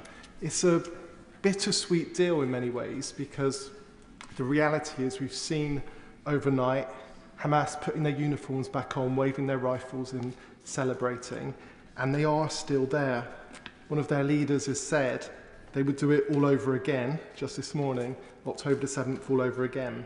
The international community needs to unite to ensure that they can't, and free the people of Gaza from Hamas. So I'd like to ask what steps the government can take to change the reality for Hamas, stopping the weapons from Iran, funding from states like Qatar, but also genuine soul-searching and reflection from those international agencies on the ground to ensure that they're doing everything they can so that they're not repeating mistakes and either at best turning a blind eye to collaboration with Hamas. So. Well, I'm very grateful to my honourable friend for his question. It's really important to continue to remember the tremendous trauma that exists in Israel as a result of October the 7th, the worst atrocity since the Holocaust for the Jewish people. It's really important to remember that in the wake of this deal that we want to see over the line, that yes, there have been Hamas fighters on the street firing their rifles and saying they would do it again, and that does not lead to a context in which the Israeli people feel safe in their own land. And he's absolutely right that Iran continues to destabilize the region through its political, financial and military support to Hamas and to other partners in the region.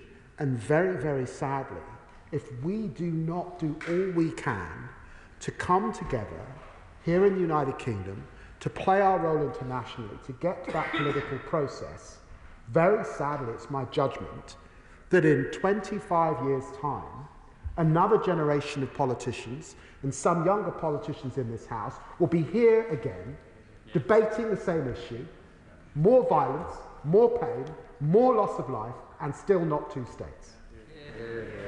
Jim Shannon. Mr. Speaker, can I thank the Foreign Secretary very much for his sombre tone and soft words but very strong words. I think they're appreciated by us all. I very much welcome the fact that a ceasefire is imminent and that the hostages will soon be returned home.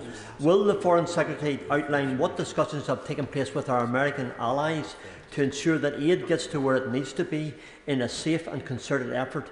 And what does the Foreign Secretary imagine our role to be in ongoing negotiations to support Israel and to find a peaceful way forward? Thank you.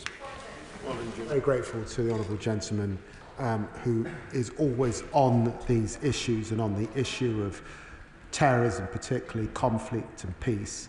Let me say to him that I have worked very closely, and so closely, with the Secretary of State, Anthony Blinken, and let me pay tribute to him, I suspect for the last time, from this dispatch box for all the work. And I sent him a message last night saying what a pleasure it was to see him standing behind Joe Biden.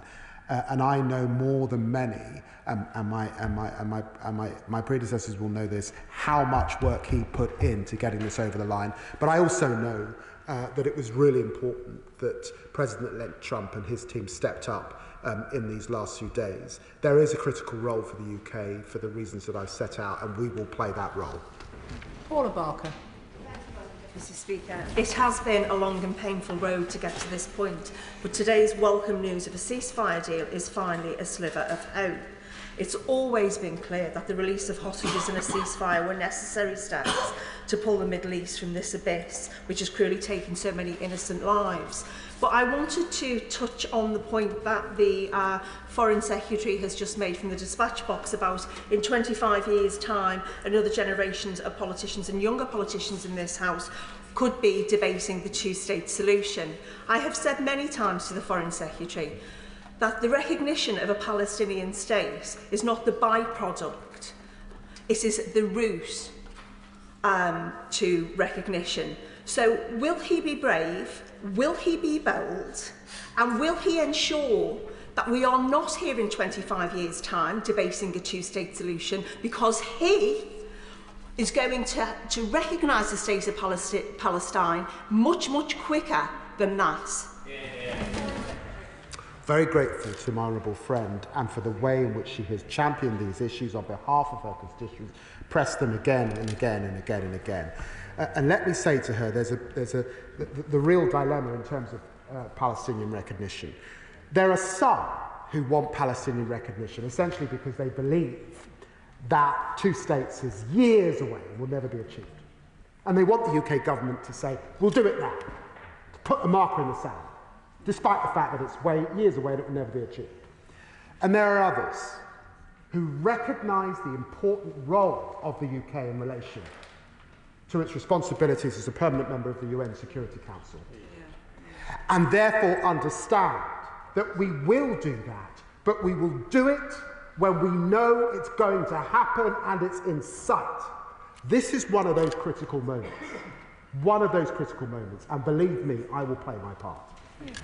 Shawkat Adam. Thank you, Madam Deputy Speaker. Yesterday, on the streets of Gaza, mothers came out to celebrate with the news of the impending peace deal. Today, many of these mothers were crouching over loved ones as news comes in of a further 73 Palestinians being killed.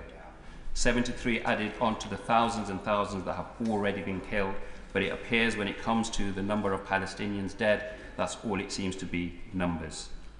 Would the Foreign Secretary agree that no justice and no meaningful peace can be achieved if we continue to allow the cries of the oppressed go unheard?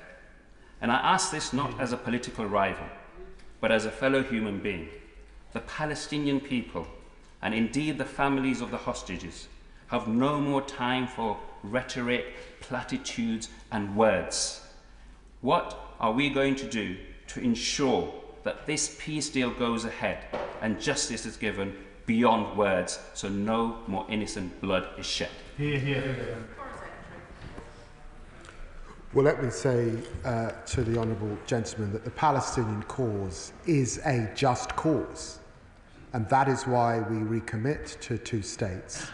And you can hold in your heart the pain of the Israeli people, the plight of those hostages and their families, and you can hold in your heart at the same time the awful damage, pain and suffering that this has wrought on Gaza, on well over 45,000 Palestinian people having lost their lives. You can hold those two things at the same time. And that is, of course, what the UK government attempts to do as it tries to bring about conciliation, tries to uphold international humanitarian law, and ultimately wants to get to a process that brings about genuine peace where these two countries can live side by side with security and peace. Baxter. Thank you. Madam Deputy Speaker, and can I thank my right honourable friend for his statement. The news of a possible deal is very welcome indeed, and I wish to associate myself with the hopes of colleagues across this House that the hostages are released, returned, and that humanitarian aid is flooded into Gaza as soon as possible. We know the only way to ensure a lasting peace is for that two-state solution. So can my right honourable friend outline what steps the government will take to support the creation of an international fund for Israeli-Palestinian peace? Well, can I say to my honourable friend that we absolutely support that, and we will continue to work towards that. Adnan Hussain. Thank you, Madam Deputy Speaker. I join the sentiments of relief and hope for peace after a 15-month-long horrific ordeal. However, a ceasefire cannot take away from the fact that Israel is on trial for genocide and its leaders have arrest warrants in their name for their crimes committed against the people of Gaza. A ceasefire does not change that fact, and justice, accountability must be realised in the face of some of the most horrific crimes, war crimes of our times. Will therefore the Minister confirm that the government will stand by its commitment to treaties under international law and uphold the requirements of the arrest warrants already issued? We are signatories to the Treaty of Rome, and we will comply with our legal obligations, not just because we should, but because we believe in them. Harry Gardner. Madam Deputy Speaker, would the Foreign Secretary confirm that the government will not lift the limited ban on arms sales to Israel until he or another minister has come back to this House and explained why the danger of them being abused has receded? Well, as my honourable friend knows, it's a quasi-legal process that has gone through with all sobriety, examining the facts on the ground. The ban is in place at this time. There are not arms currently or export licenses being sent to Israel for the reasons that has been discussed at dispatch box for many months, and I suspect until we get, of course, to a secure and stable Gaza, it's unlikely, and the fighting has got to stop. Sonia Kumar. Deputy Speaker, I welcome the news of a ceasefire deal after 15 months of devastation and destruction and loss of life. The release of hostages is vital, ensuring safety and swift return to their families. There's been unimaginable suffering. The ceasefire must be a turning point. It's imperative that the UK leverages our diplomatic influence to ensure stability, whilst urgently stepping up humanitarian aid in Gaza. Food, medicine and fuel must reach those who desperately need without delay. Can the Secretary of State tell the House what diplomatic contributions the UK will make to ensure the ceasefire stability when we move towards the latter and more fragile stages of the multi-stage agreement? Well, I pre-announced some of my statements earlier in this session. Before I call the next member, please can I urge members to make their questions short, or we will simply not get everybody in. Richard Bergen. Thank you, Madam Deputy Speaker. We all hope that the ceasefire happens, we all hope that the ceasefire holds, and we all resolve that if it does, never again by anyone. And for the most part, that means accountability, which is where the ICC and ICJ comes in. It's vital that journalists and forensic experts and rescue teams must be guaranteed unrestricted access to investigate mass graves, locate the missing and document the atrocity crimes committed by Israel. So will the Foreign Secretary commit to supporting this? Because otherwise impunity, not accountability, will reign, and that will prevent us from making sure what we've seen doesn't happen again. Well, we continue to support NGOs, we continue to call for journalists to be allowed in, and of course it's important that the appropriate authorities properly document what has happened and that people, where necessary, can be held accountable. Yuan Yang. Thank you, Madam Deputy Speaker. The ceasefire deal gives families in Israel and Palestine, as well as their relatives in Early and Woodley constituency, hope for longer-lasting peace and security. But there can be no security without accountability, and there is no accountability without scrutiny. Scrutiny, for example, to ensure that the funding the government has pledged for UNRWA will reach its intended destination. This war has been the deadliest on record for journalists, so what can the government do to ensure that all journalists in Palestine, including my former colleagues, can do their job without fear for their lives? Hear, hear. Hear, hear. Well, my honourable friend represents the interests of those journalists very well in her question, and let me repeat again. I deplore the amount of journalists who've lost their lives. I think that for any democracy engaged in conflict of this kind, it's important that you allow journalists to cover what has truly happened. The time has come as we head now to this ceasefire, and I hope the stability that's required, that journalists are let in from all corners of the globe. Zara Sultana. Thank you, Madam Deputy Speaker. Last November, the International Criminal Court issued arrest warrants for Israeli Prime Minister Benjamin Netanyahu and former Defence Minister Yoav Gallant for crimes against humanity and war crimes, including targeting civilians and using starvation as a weapon of war. The British public deserve clarity, so I'll ask again. Will the Foreign Secretary confirm that should Benjamin Netanyahu step on British soil, he would be immediately arrested, yes or no? Well, I say to the Honourable Lady, and I think this has been said before, we do have a legal process in this country were that to come to pass. And that is an important process. Ultimately, it will be a decision for our courts. And so it's important from this dispatch box that I leave that matter for them. But I have said in terms that we are a signatory to the Statute of Rome. Not just because we are, but because we believe in it. And therefore, as she would expect, this government will comply with the law if that were to come to pass. Oliver Ryan. Thank you, Madam Deputy Speaker. I know I speak for everyone in my constituency when I say that after so much death, so much unthinkable horror, this ceasefire, this peace offers hope for a long-term political solution and security for the people of Gaza and of Israel, a two-state solution and a sustainable peace. Does he agree with me that what we now need is a flood of aid to stop civilian suffering now in Gaza? And I know it's very early days, but what hope does he have for a new normalisation deal between Israel and Saudi Arabia going forward? Well, I'm grateful for the question, and having spoken to the Saudi Arabian Foreign Minister at length on Sunday, having spoken to the Israeli Foreign Minister at length on Sunday as well, it is my sincere hope that we do get that normalisation deal. There are many steps before we get there, but I think this is a critical moment, and I really, really hope that we can achieve it.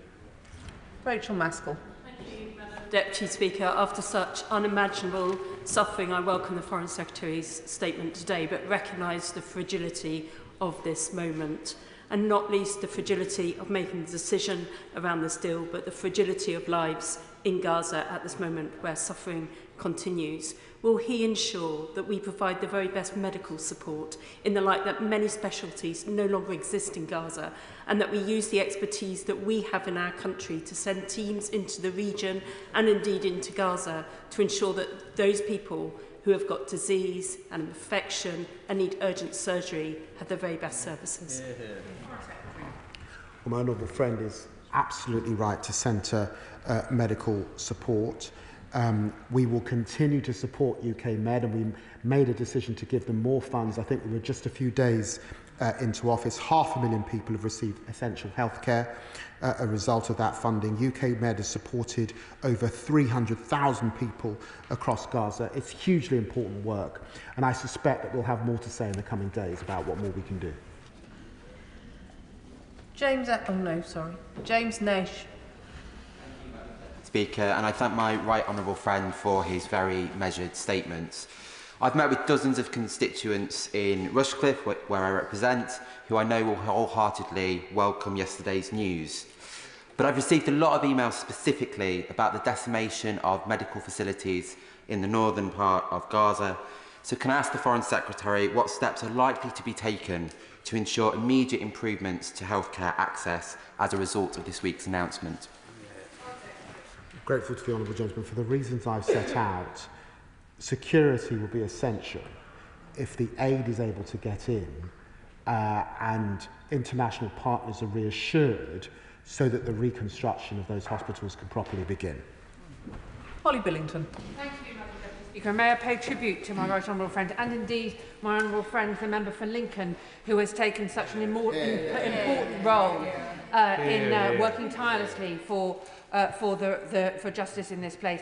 Can I ask in particular, following on from my honourable friend, the member for Wavertree's question about the recognition for the state of Palestine, what steps and what role will the British government play in creating the conditions within which that might mean that finally that two-state solution will be in reach and thus we could declare that we recognise that state of Palestine?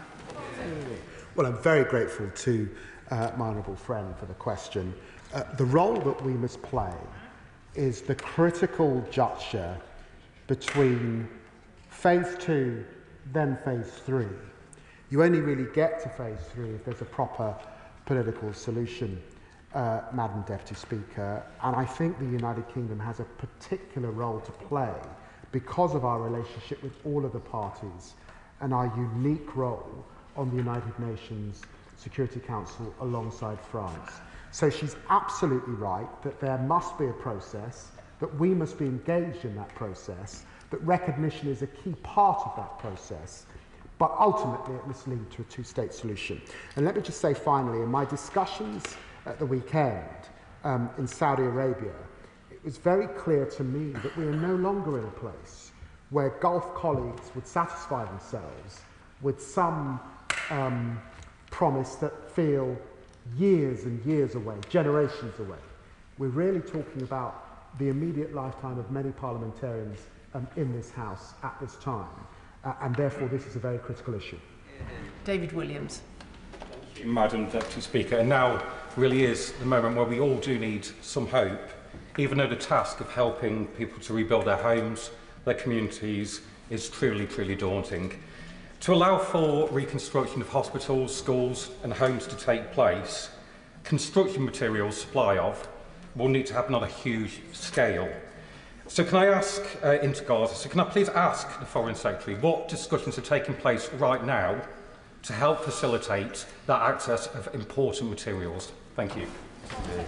Can I say to my friend, a very good question. It's something that the World Bank has been doing a lot of thinking about with a rapid needs assessment in terms of those materials that are now necessary. Alice MacDonald. Speaker. As the Foreign Secretary has said, this is a glimmer of light for the hostages, for their families and the civilians in Gaza, many of them children living in hell, and all of our thoughts are with them.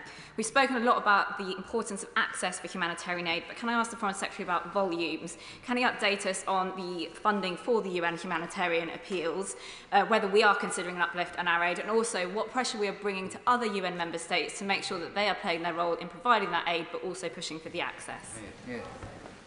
Well, she's absolutely right to put on the record the issue of volume. At the moment, the agreement is about 600 or so trucks. That's ambitious. And the situation on the ground would need to change quite a lot if that is to be achieved. And the need is absolutely there. The UN must play its part, but I think some of the decisions that may come on UNRWA would fundamentally undermine that. I think commercial trucks have got to come back in and the security's got to be there, but clearly what we do want to see, and it's here in the deal, we want to see Israel able to withdraw back, and so that raises further issues about security. So that's why I say this deal is fragile, that's why I say negotiation continues and there's much still to do, but she's absolutely right, we've got to see the volume, or I think the people of Gaza will say there have been lots of fine words, but actually on the ground, things haven't changed very much. Neil Duncan-Jordan. Thank you, Madam Deputy Speaker. Now that there's a hope of a ceasefire, will the Secretary of State double his efforts to seek justice for the family of my constituent, John Chapman, who he mentioned in his statement earlier, who was murdered by the IDF last April when working for the World Food Kitchen? And will he meet with me to discuss what the UK government can do to hold the Israeli government to account for its actions? I'm very grateful to my honourable friend for asking this question. And I raised this issue with the Israeli Foreign Minister at the weekend. We do want to see accountability. We do want to see a process from the Military Advocate General in Israel. The loss of life breaks our hearts. I spent time with those families that have suffered so much as a result of that atrocity on World Central Kitchen and the tremendous loss of life. There must be justice, there must be accountability, there must be a process. It's now for the Military Advocate General in Israel to do that, and we will continue to press this issue. And of course, I or the Minister for the Middle East will meet with him and his constituent. Harpreet Tupple. Thank you, Deputy Madam Speaker, and we all welcome this possible ceasefire announcement and hope the Israeli Cabinet ratify the agreement. The toll on civilians has been horrific. Over 46,000 Palestinian civilians, including children, killed. 1,200 Israelis killed on the 7th of October, and many hostage families hoping that their family members are returned. And can I also pay tribute to British citizens John Chapman, James Henderson and James Kirby, who were killed delivering aid in Gaza. The EU has announced €120 million in new aid for Gaza, so will the UK announce further package of aid soon? And can I also agree with the Foreign Secretary ensuring that Palestinians must be able to return home safely? And what role will the UK play in that? Thank you. Well, I thank you for the question, and we will be making in the statement a further assessment about the humanitarian need and what more we can do in these coming weeks, given the changed circumstances. Let us get this deal over the line. Let us assess where the UK can play a particular role alongside other partners. It's important that we coordinate in relation to this, and it was important for me to be in Saudi Arabia with Kaya Kallas, the new High Representative of the EU. We were able to travel together and discuss these very same issues. John Slinger. Thank you, Madam Deputy Speaker. In addition to the appalling suffering of civilians due to this conflict, there has also for far too long been a sense in the region of hopelessness, and that is mirrored by a sense of hopelessness here about what we can all do practically to help secure peace and rebuild Gaza. Does my right honourable friend agree with me that British companies, particularly in construction and also NGOs, should be at the vanguard of the Herculean task of rebuilding Gaza, and that as we get towards, we hope, phase 3 and the future, that making more information available about the support that we can provide in this area can actually help the peace process going forward, because reconstruction is vital. Well, I'm very grateful to the honourable gentleman, and yes, I agree with him wholeheartedly. Deirdre Coskin. Thank you, Madam Deputy Speaker. On behalf of so many of my constituents in Ealing Southall, can I wholeheartedly welcome this news about a potential ceasefire in Gaza and the return of the hostages, and can I thank the Foreign Secretary and his ministerial team for all of the hard work they have done to get us to this moment of hope. But this is only a beginning. Could the Foreign Secretary tell me how he will use our hard-won experience of brokering a lasting peace in Northern Ireland through the Good Friday Agreement to help achieve a two-state solution and long-term peace, security and prosperity for the people of both Palestine and Israel? Foreign Secretary. Well, I'm very grateful to my honourable friend for mentioning Northern Ireland and the essential role that was played, particularly by the last Labour government. And she no doubt would have noticed that the new National Security Advisor is Jonathan Powell, who played such an important role with that. Our National Security Advisor always does a lot behind the scenes in these issues, and I'm looking forward to working with him on this very same issue. Peter Swallow. Thank you, Madam Deputy Speaker. The Foreign Secretary is quite right when he recognises that this ceasefire, though fragile, offers a real glimmer of hope. He's also right to emphasise the need to go further to ensure a two-state solution with a safe and secure Israel living alongside a viable, sovereign Palestinian state. Can I ask him to set out what he sees as the next steps to getting us to that ultimate goal, a lasting peace in the region? Foreign Secretary. Well, as has been said, there are two possibilities here. There is a situation in which actually Israel does not withdraw from Gaza. There's still quite a lot of fighting. Displaced people are vaguely able to return to their homes, but we don't see the reconstruction. We don't see the international community able to come back in because there's no guarantee that the efforts that they put in will not be destroyed in another 10 or 20 years' time. Or we get to phase 3. We don't just see a ceasefire, we see a political process that brings about stability and ultimately peace. And we see alongside that Saudi normalisation with Israel and the prospects for two states. Rachel Hopkins. Thank you, Madam Deputy Speaker. We all welcome the news of the ceasefire deal today, after 15 months of devastating conflict and suffering in Gaza. And I know the Foreign Secretary knows how important the recognition of Palestine and the two-state solution is to my constituents of Luton South and South Bedfordshire.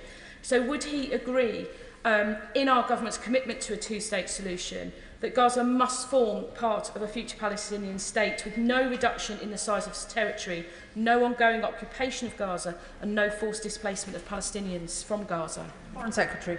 Very grateful for the work that my honourable friend has done in her constituency, for the manner in which she lobbied hard on these issues when I was Shadow Foreign Secretary, and she continues to do now. And I absolutely can confirm that Gaza must be part of that two states, a home for the Palestinian people. Matthew Patrick. Thank you, Madam Deputy Speaker. I think it's with hope and fear that we await news of this ceasefire deal.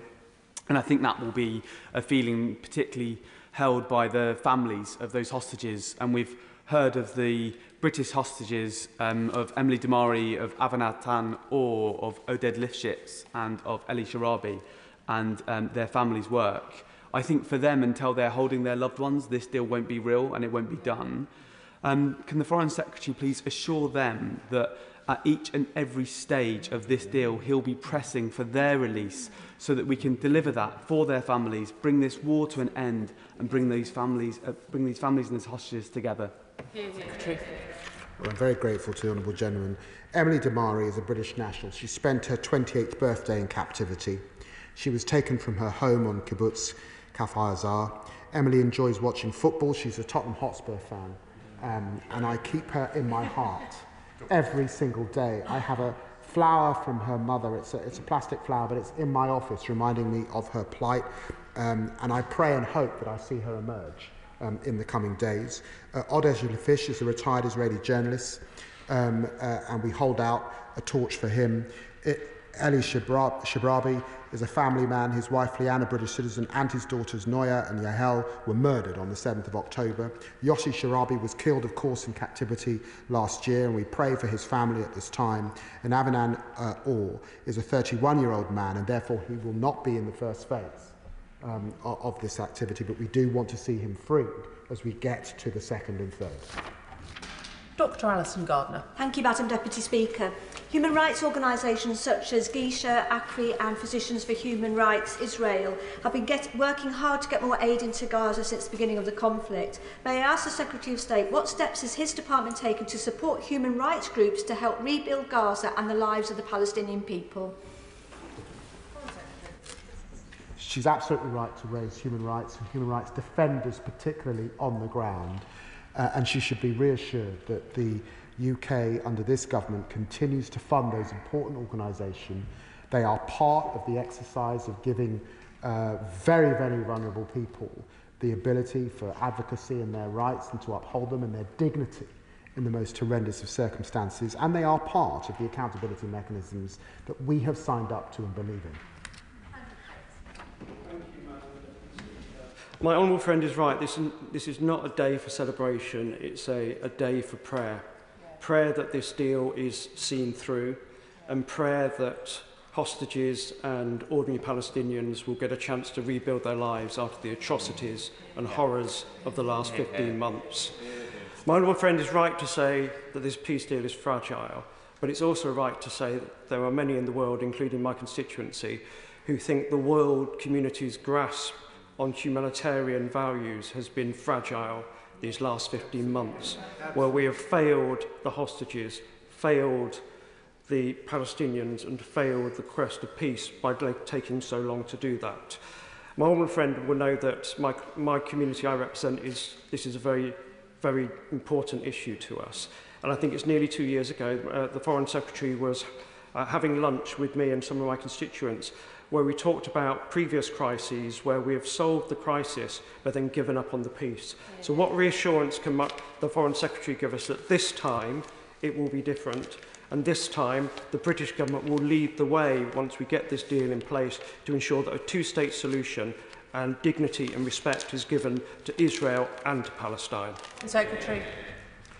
Well, 80 years on from the Second World War, the Honourable Gentleman is right, and he's a dear friend, and I know his constituency very well, having spent 7 years of my life living in the great city of Peterborough.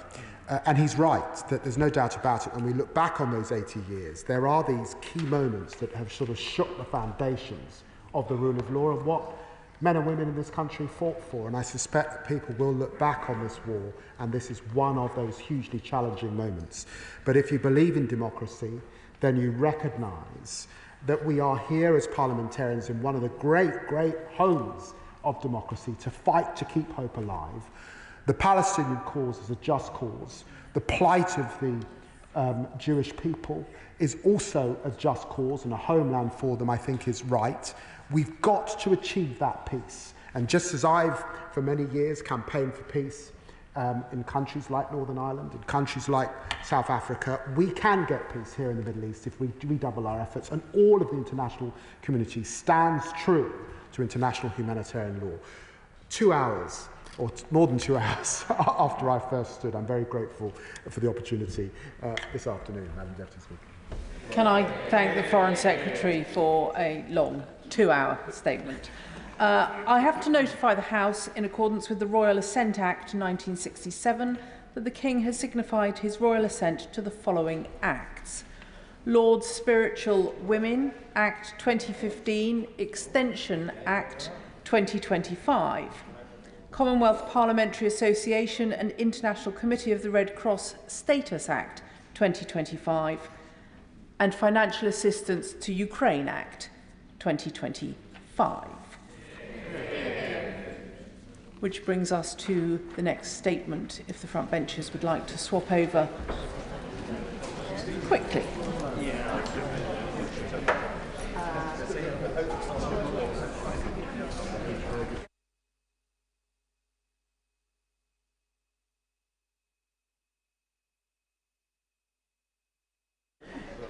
Statement. Government response to the COVID-19 inquiry, Module 1 report. Pat McFadden. Thank you, Madam Deputy Speaker, and I'd like to make a statement on the Government's response to Module 1 of the COVID inquiry. In July of last year, Baroness Hallett published her report from the first module of the inquiry. It concluded that the UK was not as prepared as it should have been for the pandemic, and that more could and should have been done. And in my statement to the House, immediately following the publication of her report, I committed to responding in full within 6 months. Before I turn to the Government's response, I want to place on record once again my thanks to Baroness Hallett and her team for the work they have done so far in the inquiry. I also want to pay tribute to the families and friends of those who lost loved ones during the pandemic, some of whom are with us in the gallery today. Earlier this week, I visited the National COVID Memorial Wall just across the river from here, and I'm grateful to the friends of the wall who have so lovingly cared for it and maintained it over the past few years. As I said in my statement in July, the Government's first responsibility is to keep the public safe. That's why, since we were elected, we've taken steps to strengthen the UK's resilience. I announced a review of national resilience. Work upon that review is proceeding, and I will update the House upon its conclusions in the spring. The Prime Minister has established a single Cabinet Committee for Resilience, which I chair, and which meets to ensure clear and rigorous ministerial oversight. We have adopted the 2023 Biological Security Strategy to protect the UK and our interests from significant biological risks. In April, the new UK Resilience Academy will be launched. It will train over 4,000 people in resilience and emergency roles every year and help them plan for and manage a range of crises, including pandemics. And I should also acknowledge, as I did in my first statement back in July, that in some areas these improvements build on work carried out by the previous administration. The improvements that we've made to our resilience have been put to the test over the past 6 months.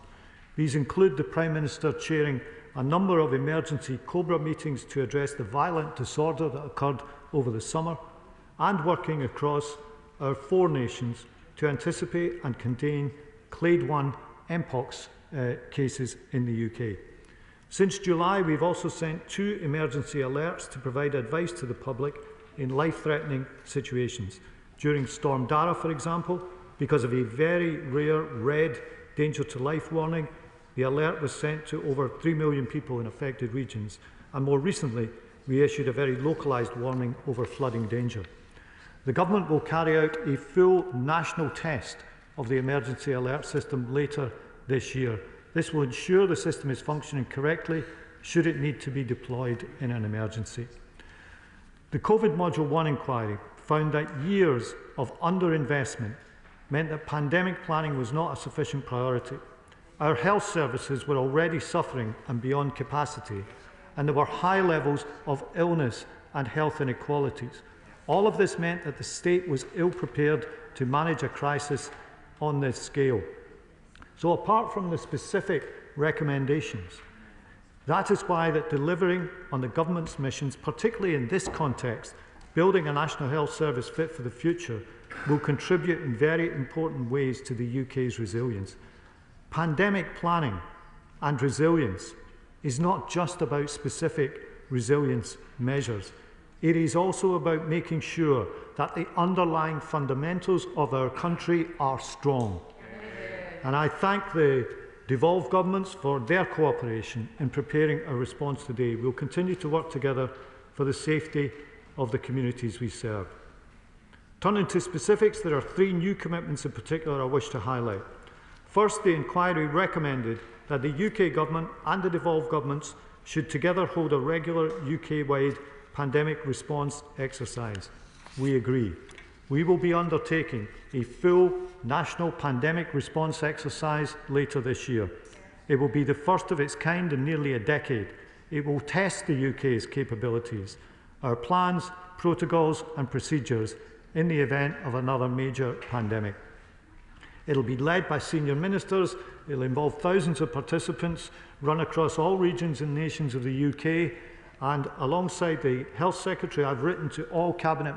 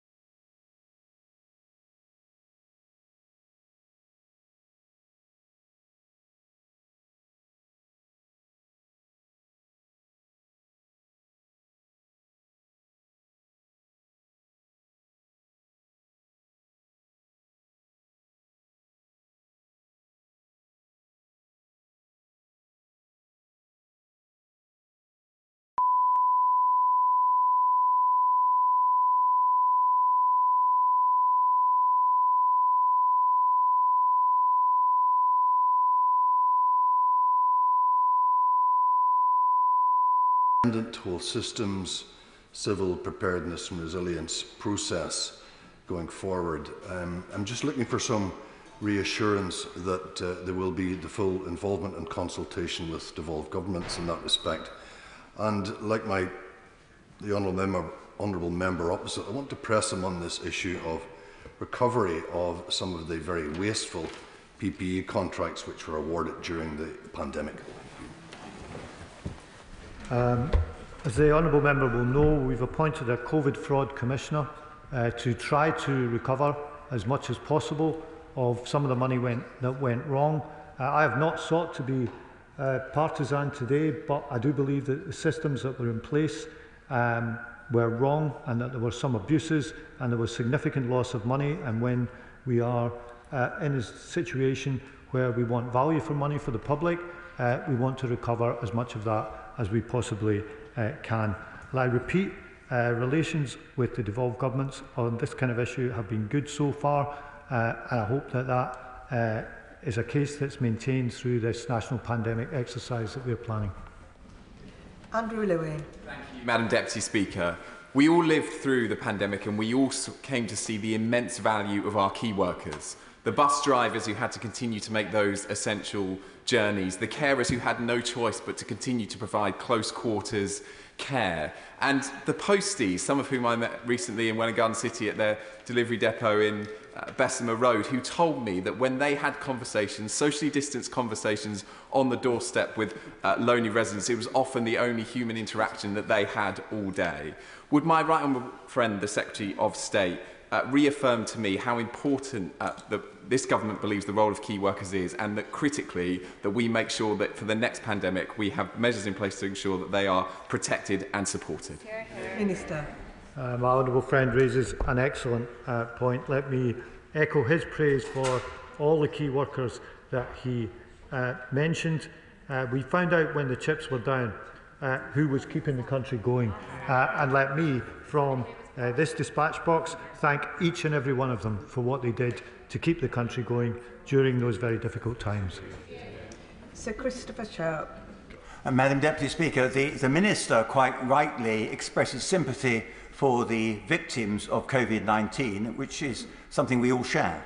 But he hasn't mentioned anything about the victims of COVID-19 vaccines, of whom there are thousands, and we know at the moment that those people did the right thing. They took the vaccines. They weren't warned of the risks, and the Minister's been talking about risk assessments. There was a lack of risk engagement, and now we find that the compensation scheme, the vaccine damage payment scheme, is in place, but is not actually operating effectively or fairly, and the Health Minister keeps talking about possibly amending it, but every time he mentions that, it causes immense harm to all those people who are still suffering as a consequence of having done the right thing and taken the COVID-19 vaccines, when now many of them would have wished they didn't.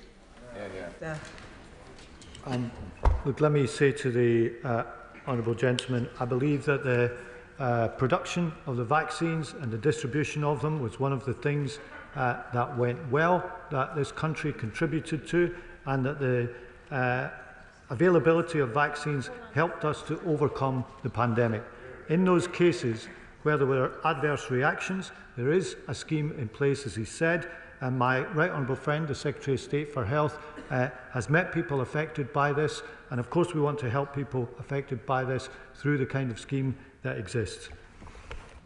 Dr Alison Gardner. Thank you, Madam Deputy Speaker. Firstly, can I thank the Minister for commenting on the importance of multidisciplinary research. I know from my own previous research that's very important, particularly in the development of AI algorithmic risk prediction models. I also had the pleasure to speak to Professor Tom Solomon yesterday, the Director of the Liverpool Pandemic Institute, and which the Science, Innovation and Technology Committee had the pleasure of visiting recently. He impressed upon me the value of physician researchers in conducting groundbreaking research. Will the Minister agree with me it is vitally important we provide the time and funds to researchers such as Professor Solomon to help build our national resilience to future pandemics? Minister. Let me echo her praise of Professor Solomon and the work that he's doing, the work that the Pandemic Institute is doing. He is absolutely right, and she's right, to underline the value of research. We've said all the way through this statement, the next crisis the country faces may be very different from the last. So it's really important that we use one of the great assets this country has, which is tremendous research institutes and research capability, to scan the horizon as well as we can and be as well prepared as we possibly can. To Neil Shastra-Hurst. Thank you very much, Madam Deputy Speaker. And having served on the front line during COVID, I am acutely aware of the sacrifices made by clinicians, patients and their staff. But part of the solution to preparing for any future pandemics is ensuring that we've got robust epidemiological research. And I wonder if the Minister can go into some more granular detail on what assessment he has made of the current projects that have been commissioned by the government. He's right about the need for robust research. I don't analyse the research projects one by one. I do thank him for his service, and I underline what I said a few times today, that the best insurance we can have in terms of responding to another crisis like the one that we went through some years ago is underlying strength of the country, is underlying strength of the NHS, and that's why we have made the decisions to put resources into it to help to turn it around and make it stronger in the future than it is today.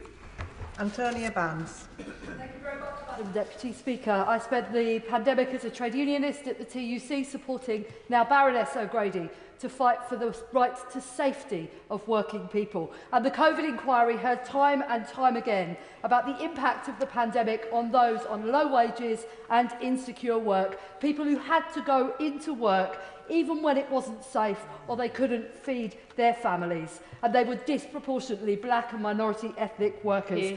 So will the Chancellor make sure that the new National Vulnerability Map treats insecure workers as vulnerable for the purpose of crisis planning and resilience? And will he make sure that unions are key stakeholders in building the UK's resilience? I thank my honourable friend, and she's absolutely right to underline the need to thank the key workers, many of whom were low paid, many of whom did come from ethnic minorities, who kept the country going and sometimes had to put themselves at risk to help and protect the rest of us. So I absolutely thank her and those who represent working people for the work that they did during the pandemic. Steph Ackroyd.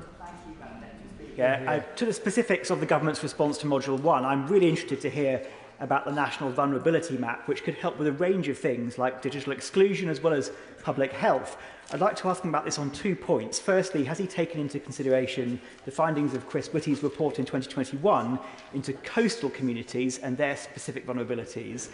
And also, could I urge him that, obviously this is a hugely valuable undertaking, but I don't want to see us create a one-trick pony. Could he possibly look to seize the bigger opportunity to build a better system for storing and using citizen data that could benefit everyone and get all sorts of people the support they need when they need it? Thank you. As I said a little while ago, data has been described as the new oil, and there are good reasons for doing it. And I believe there is a duty on government and the state to try to use that to get the best outcomes for the public. And part of this is an example of using data to map where our vulnerabilities are. And while I've been praising people for what they did, let me also include Sir Chris Whitty, the Chief Medical Officer, for what he did then and what he continues to do today. The country is very lucky to have him, and I thank him for everything that he does. Helena Dollimore. Madam Deputy Speaker, and I thank my right honourable friend for his statement. It is a source of national shame that our country was so underprepared for the COVID pandemic, and the party opposite need to take their fair share of the responsibility for that. We all worry about where the next pandemic will come from, and can I express my particular concern about the risk posed by dengue fever, which, for those who aren't aware, is a disease spread by mosquitoes. It has been travelling closer and closer to the UK in recent years due to rising temperatures and climate change, and it has most recently been found in Paris. As a Member of Parliament for a constituency on the South Coast, I am particularly worried about the warning that it could be within the UK within years. There is currently no cure for dengue fever, but there is a vaccine going through trials thanks to the international collaboration that our country is part of. So can I ask the Minister what steps the government is taking to improve our preparedness for the next pandemic, wherever it may come from and however it may be transmitted? I thank her for her question. She's right that one of the risks that we face is mosquito-borne diseases and viruses of various kinds. The UK HSA monitors mosquito-borne diseases so that we've got the most up-to-date information we possibly can. It's a good example of scanning the horizon and understanding that the next crisis you face may not be the same as the last. Richard Tice. Thank you, Madam Deputy Speaker. I agree with other honourable members who've said this inquiry is taking too long, it's costing too much, and in many cases not asking the right questions. The previous pandemic response exercise some 9 years ago, Operation Cygnus, the results of that were so shocking they were kept from this House and the British people. So will the Minister commit that the results of this pandemic exercise later this year will be transmitted totally openly with full transparency to this House and the British people? I thank him for his question. Two questions really. I've said what I said on the speed of the state's admission of when things go wrong. I think we do need to think about that and look at that. In terms of the results, yes, the findings of the exercise will be made public, and let me repeat my prediction of earlier. It will probably show things that have gone wrong and areas where we need to improve. And I think anyone who carries out such an exercise and doesn't expect that is going to face a nasty surprise. Anna Dixon. Thank you, Madam Deputy Speaker. One of the positives that we saw was an outpouring of neighbourliness. Churches and faith communities played a key role in mobilising support to those most in need during the COVID pandemic, delivering meals, shopping and prescription medications to those who were advised to stay at home. So will the Minister join with me in paying tribute to all those volunteers and assure the House that faith communities and other community organisations will be involved in the local resilience forums, ensuring they're integral to both the resilience planning and incident response? Thank you. Can I thank my honourable friend for her question? She's absolutely right. Many of these efforts showed the best of us and how much people were prepared to look out for one another. I was really touched by the efforts of, for example, the Sikh Gurdwaras in Wolverhampton in distributing food to people of all faiths and none, and by other faith groups and community groups who also did similar things to help the most vulnerable people during the pandemic. And the final question on this statement, Joe White. Thank you so much, Deputy Women's Speaker. I want to place my respect to all those we have lost, and I give my heart to those who've lost loved ones and have to live their lives without them. In Bassetlaw, I've met many families who have needlessly lost loved ones, and my good friend Pete Armitage, who died on the 6th of April 2020, in hospital, unable to breathe, without his wife by his side, and only 6 of us at his funeral. But I want to take this opportunity to pay tribute to those volunteers who stepped up, who went out without any fear for their own health or their lives, who delivered food, who stood on the vaccination lines, who helped at the local food banks. I want to ensure that we in Parliament never forget those names. I want to pay tribute to them here, and I ask the Ministers to do the same. Yeah. Well, in my final answer of the afternoon, Madam Deputy Speaker, let me just warmly endorse what my honourable friend has just said on both counts. Let us remember all those who lost their lives and give thanks to the many relatives and friends who are keeping those names alive and trying to make sure that we learn the lessons from what happened in the past. And let us praise all the volunteers who help people in any way. It was a very difficult and tough time in this country and in others. But those efforts, that reaching out, that showed the best of us, and we shouldn't forget it. I'll now give a few moments for the front benches to swap over.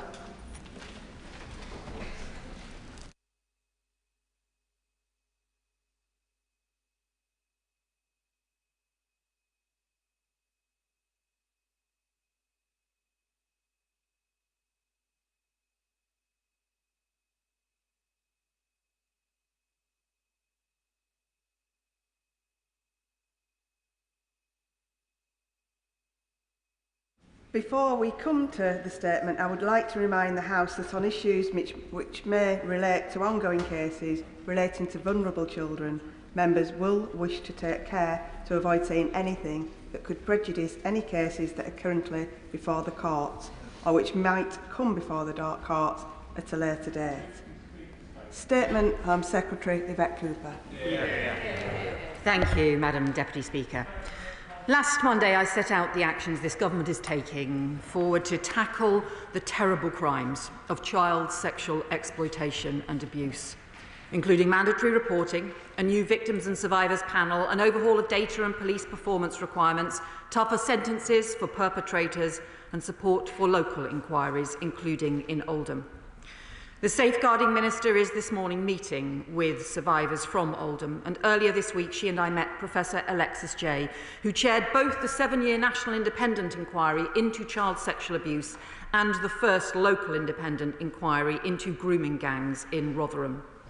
Professor Jay's strongest message to us was that the survivors who bravely testified to terrible crimes committed against them must not be left to feel that their efforts were in vain, because despite all the inquiries, no one listened and nothing was done.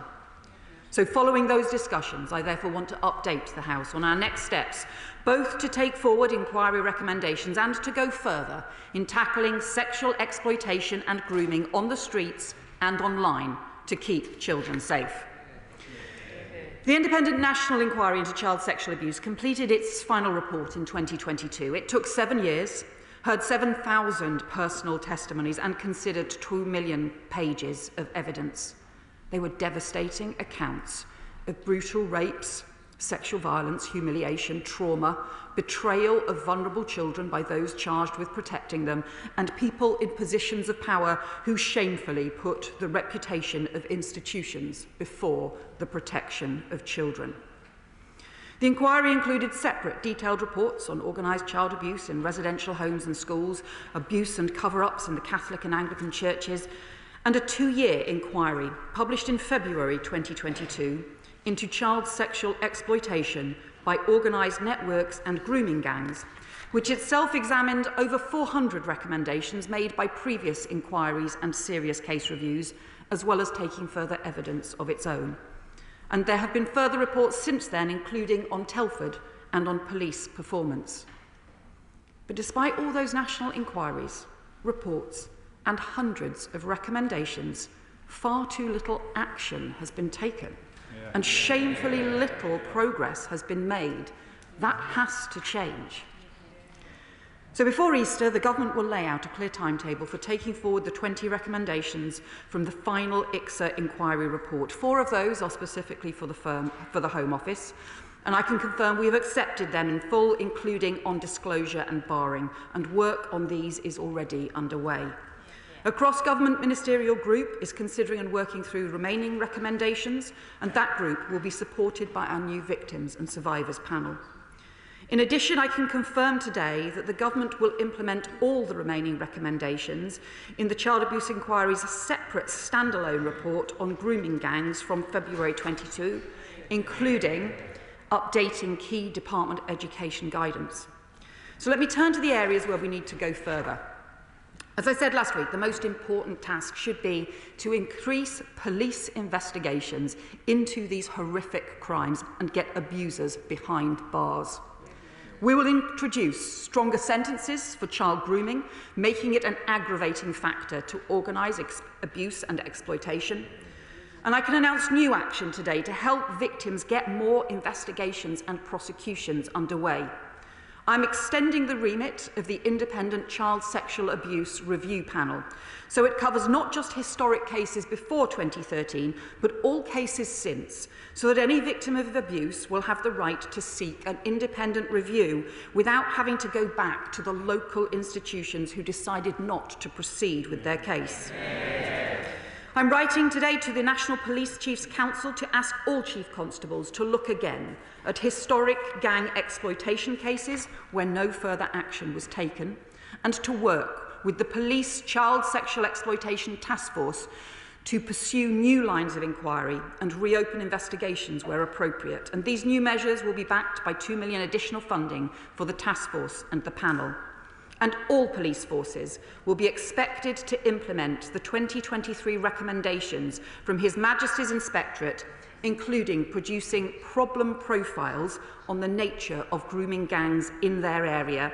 And I have asked the Inspectorate to review progress this year.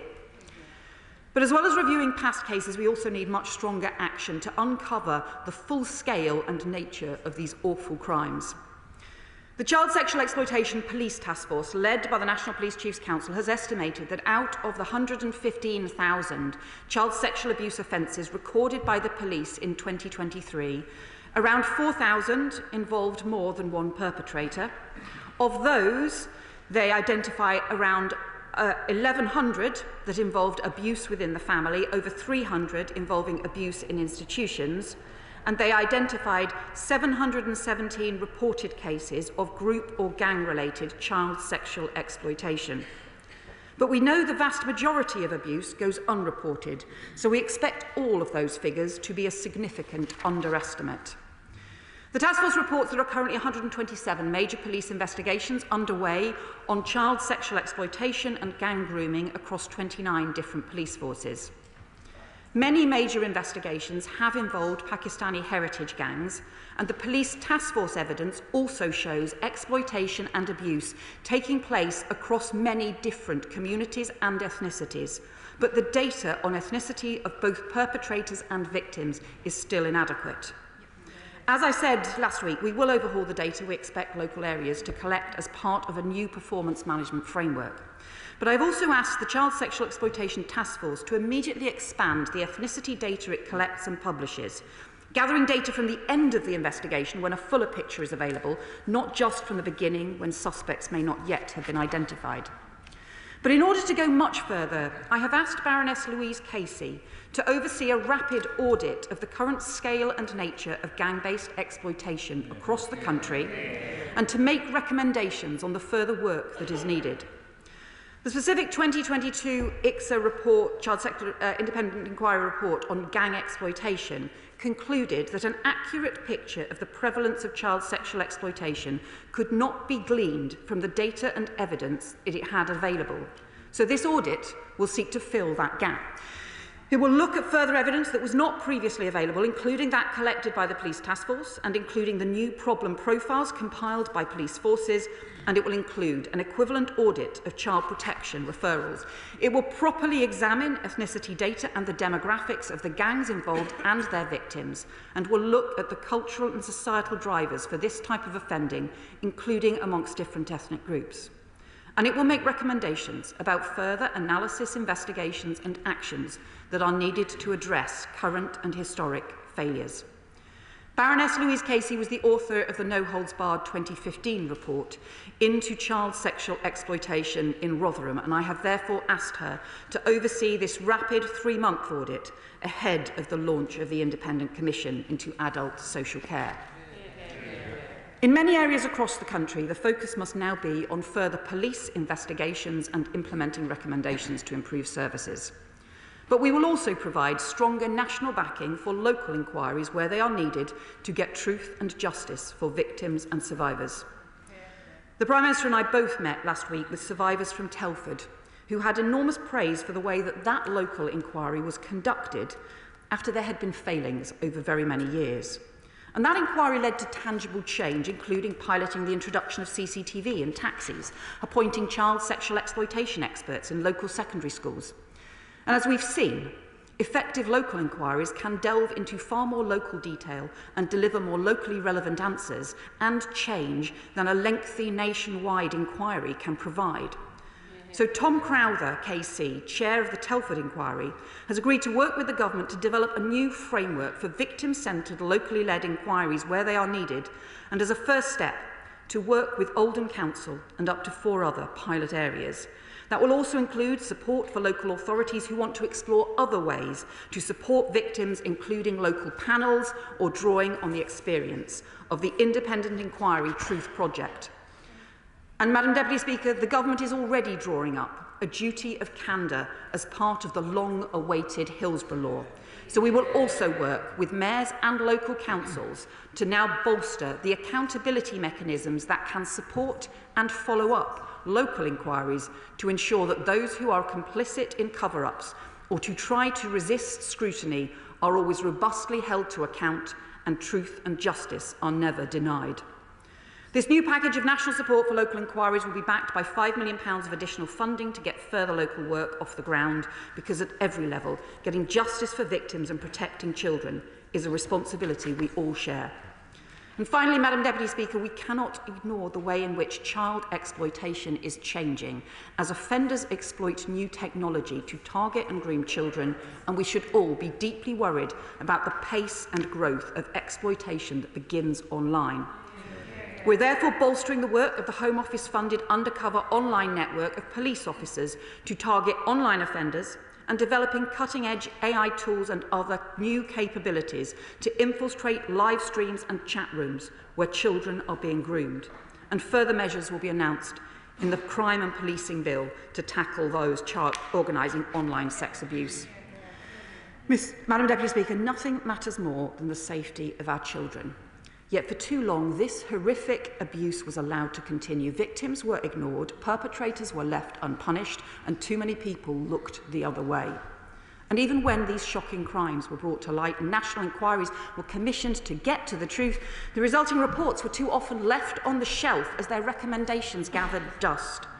So under this government, that has changed. We are taking action not just on those recommendations, but on the additional work we need to protect victims, put perpetrators behind bars, and to uncover the truth wherever things have gone wrong. This is about the protection of children, the protection of young girls, and the radical and ambitious mission we have set for this government to halve violence against women and girls in a decade.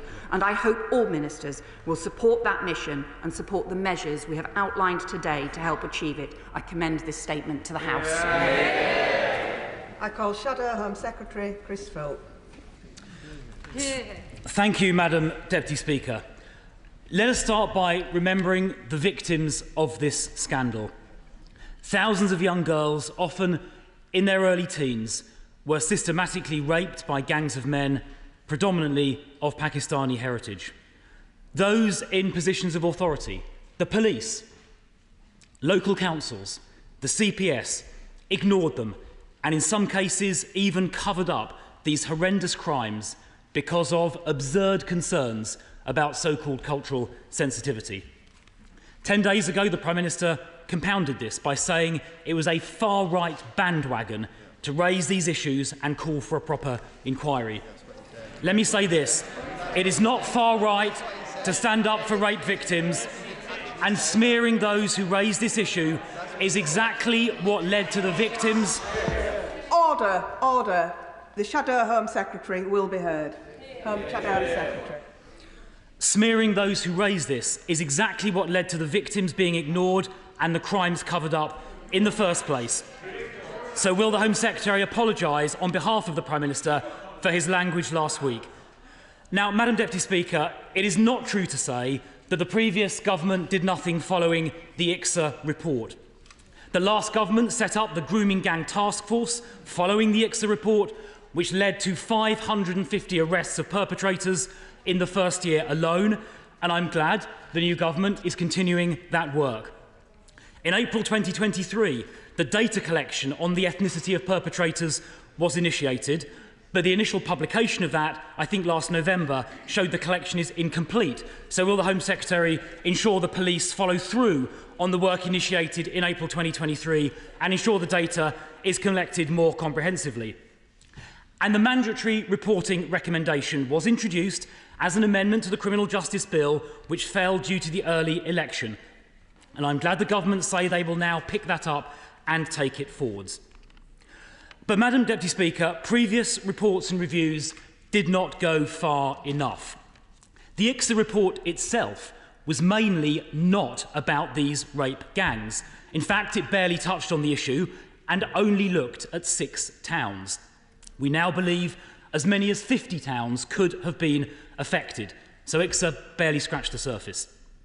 Now, the Home Secretary just announced government support for only 5 local inquiries.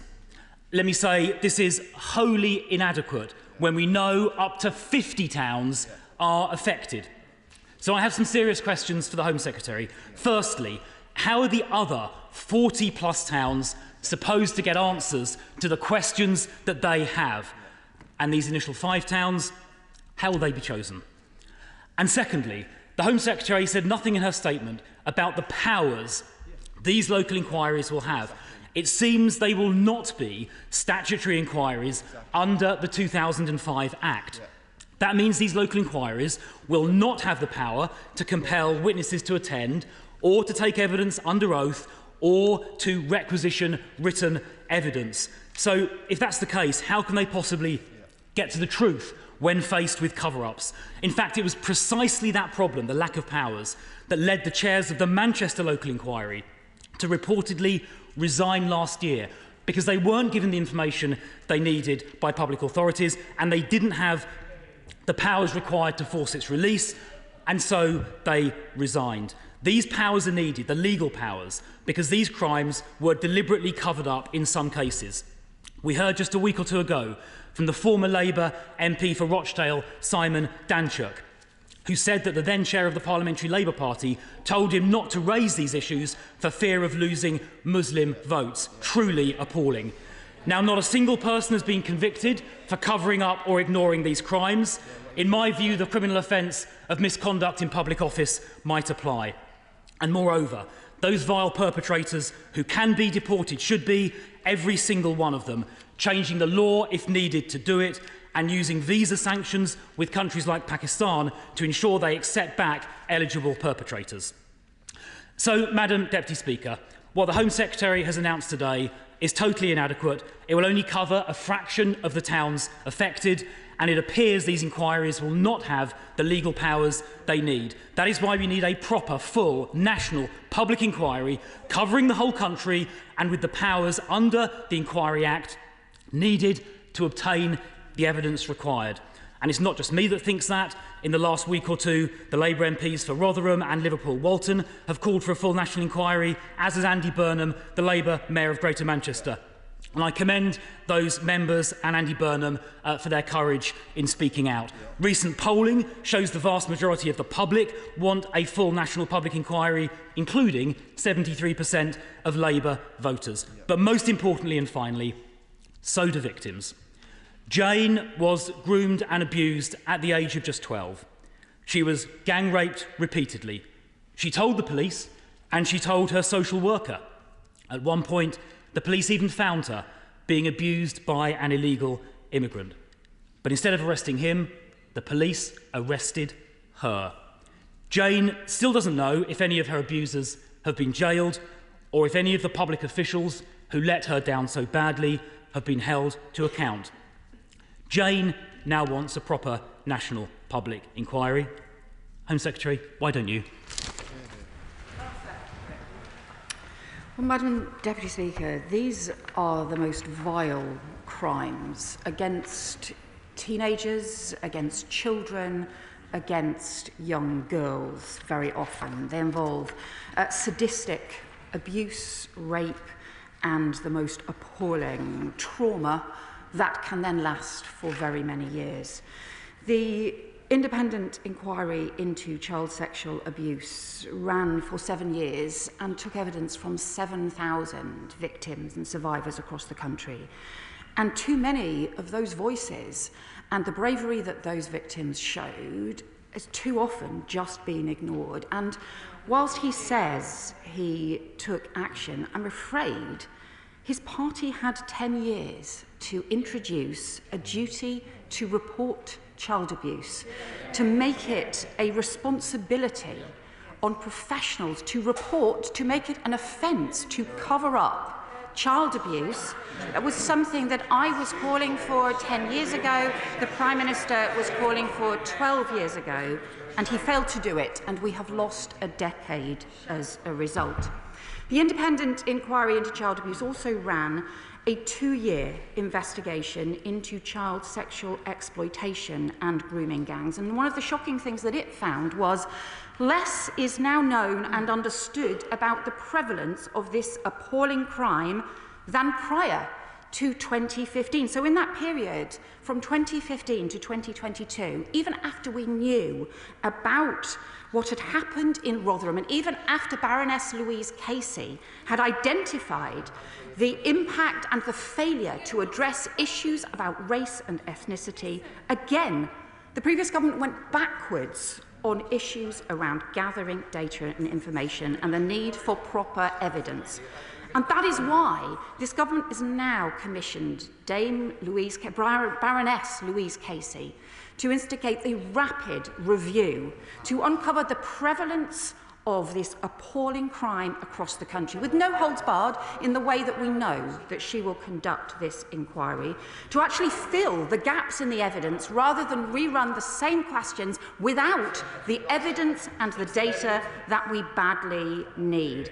And I would also point out to him, his party also weakened the disclosure and barring rules in 2012, again making changes that I and the policing minister opposed at the time, and the independent inquiry has recommended reversing in order to keep children safe. Rightly, but again, his party failed to act.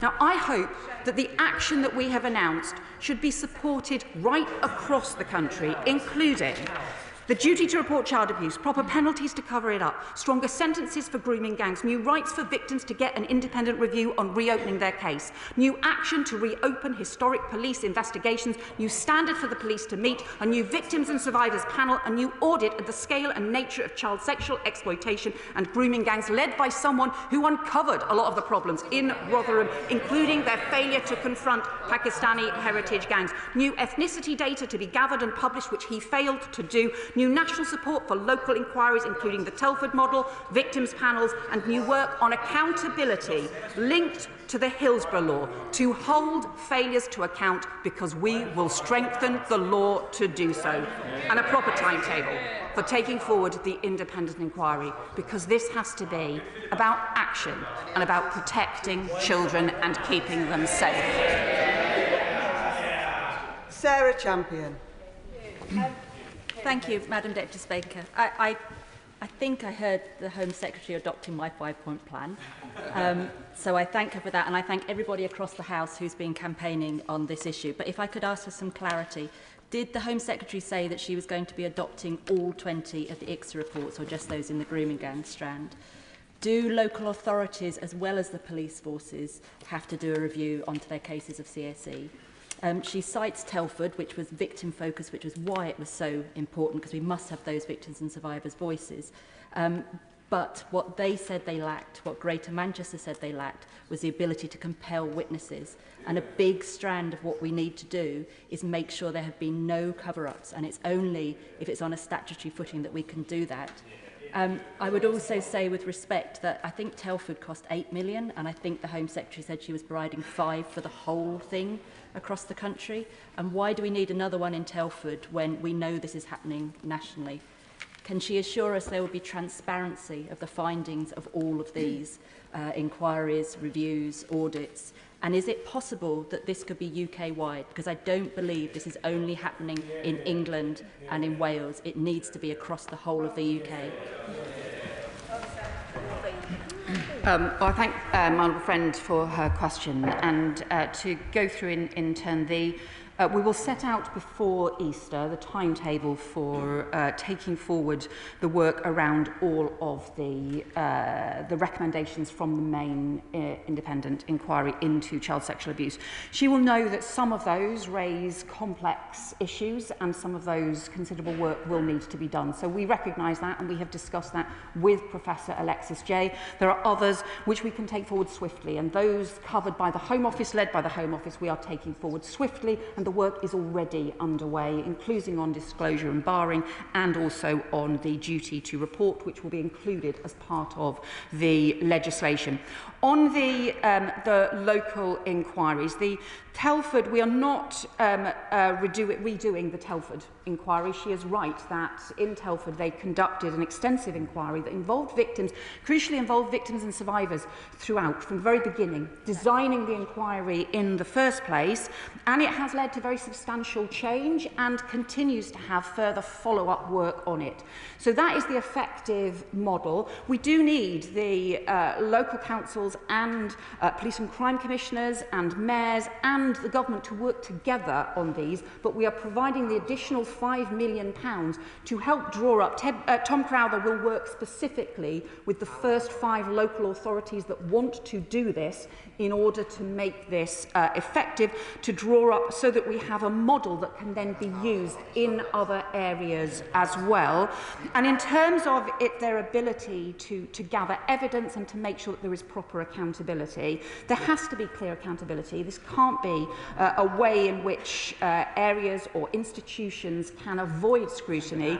Obviously, the work in Telford and in Rotherham, in the original work that Baroness Casey did manage to uncover truth in different areas, but there also need to be other new arrangements on accountability. And that is what we are working with the Cabinet Office and also with mayors and councils to draw up what new accountability arrangements would be to ensure that there is proper either follow-up or as part of those initial inquiries that you have that proper accountability framework in place. And we will link that to the duty of candour as part of the Hillsborough Law, because unlike the previous government, who frankly have never taken seriously issues around candour and responsibility and accountability for frankly the 14 years they were in power when they refused to bring in a Hillsborough Law, we will bring in the Hillsborough Law because we are clear there needs to be proper accountability for failure to tackle this abuse. Liberal Democrat spokesperson Josh Babaranda. Thank you, Madam Deputy Speaker. Survivors are tough, and I know from my own experiences of abuse as a child that I've spoken about in this chamber, that survivors have been subject to intense impact and blistering climates. But like a blade in a blacksmith's forgery, each strike has strengthened many survivors' character, mettle and spirit, even though they are experiences that should never be undergone in the first place. Every shock has emboldened our resolve to be the very sword carried by Lady Justice herself, or to at least see it wielded with strength, to see action taken and justice done. But, Madam Deputy Speaker, too many survivors' stories have been characterised by being ignored, hidden or gaslit. And recently, too many survivors' stories have been shamefully used as a political football by some in some corners of this House and beyond. And survivors' experiences are littered with gut-wrenching instances of where power holders have missed glaring opportunities to take action against child sexual abuse and exploitation. And history must stop repeating itself. We cannot afford for Professor Jay's findings, nor those from the inquiries announced today, to gather dust atop power holders' bookshelves, to get lost at the bottom of in-trays, nor to be banished to the depths of filing cabinets. And so, in line with the courage that it's taken for so many survivors to speak out on this issue, we Liberal Democrats, and I know many others, implore those in positions of power at all levels to step up too. That means those weaponising this issue for party political gain must stop now. Yeah. That means Professor Jay's 20 recommendations must be implemented from now. And that means the work getting these local inquiries set up must start from now. But survivors need assurance that beyond the areas that have been announced today, that they will be able to get justice in their cases as well. So will the Home Secretary share what the plan will be for areas beyond that she's announced today, and what legal powers will these inquiries have to ensure that they have teeth and justice can be delivered? We must all dignify survivors' experiences with action. We must honour all survivors' stories with reform. Lady Justice demands it, and so does the tempered sword that she wields. Hear, hear. And I welcome the points the honourable member has made on this extremely serious issue. And he was right that actually for many victims and survivors, what they need is a proper police investigation to go after the perpetrators, to prosecute them, to hold them to account, to get justice and to get those perpetrators behind bars.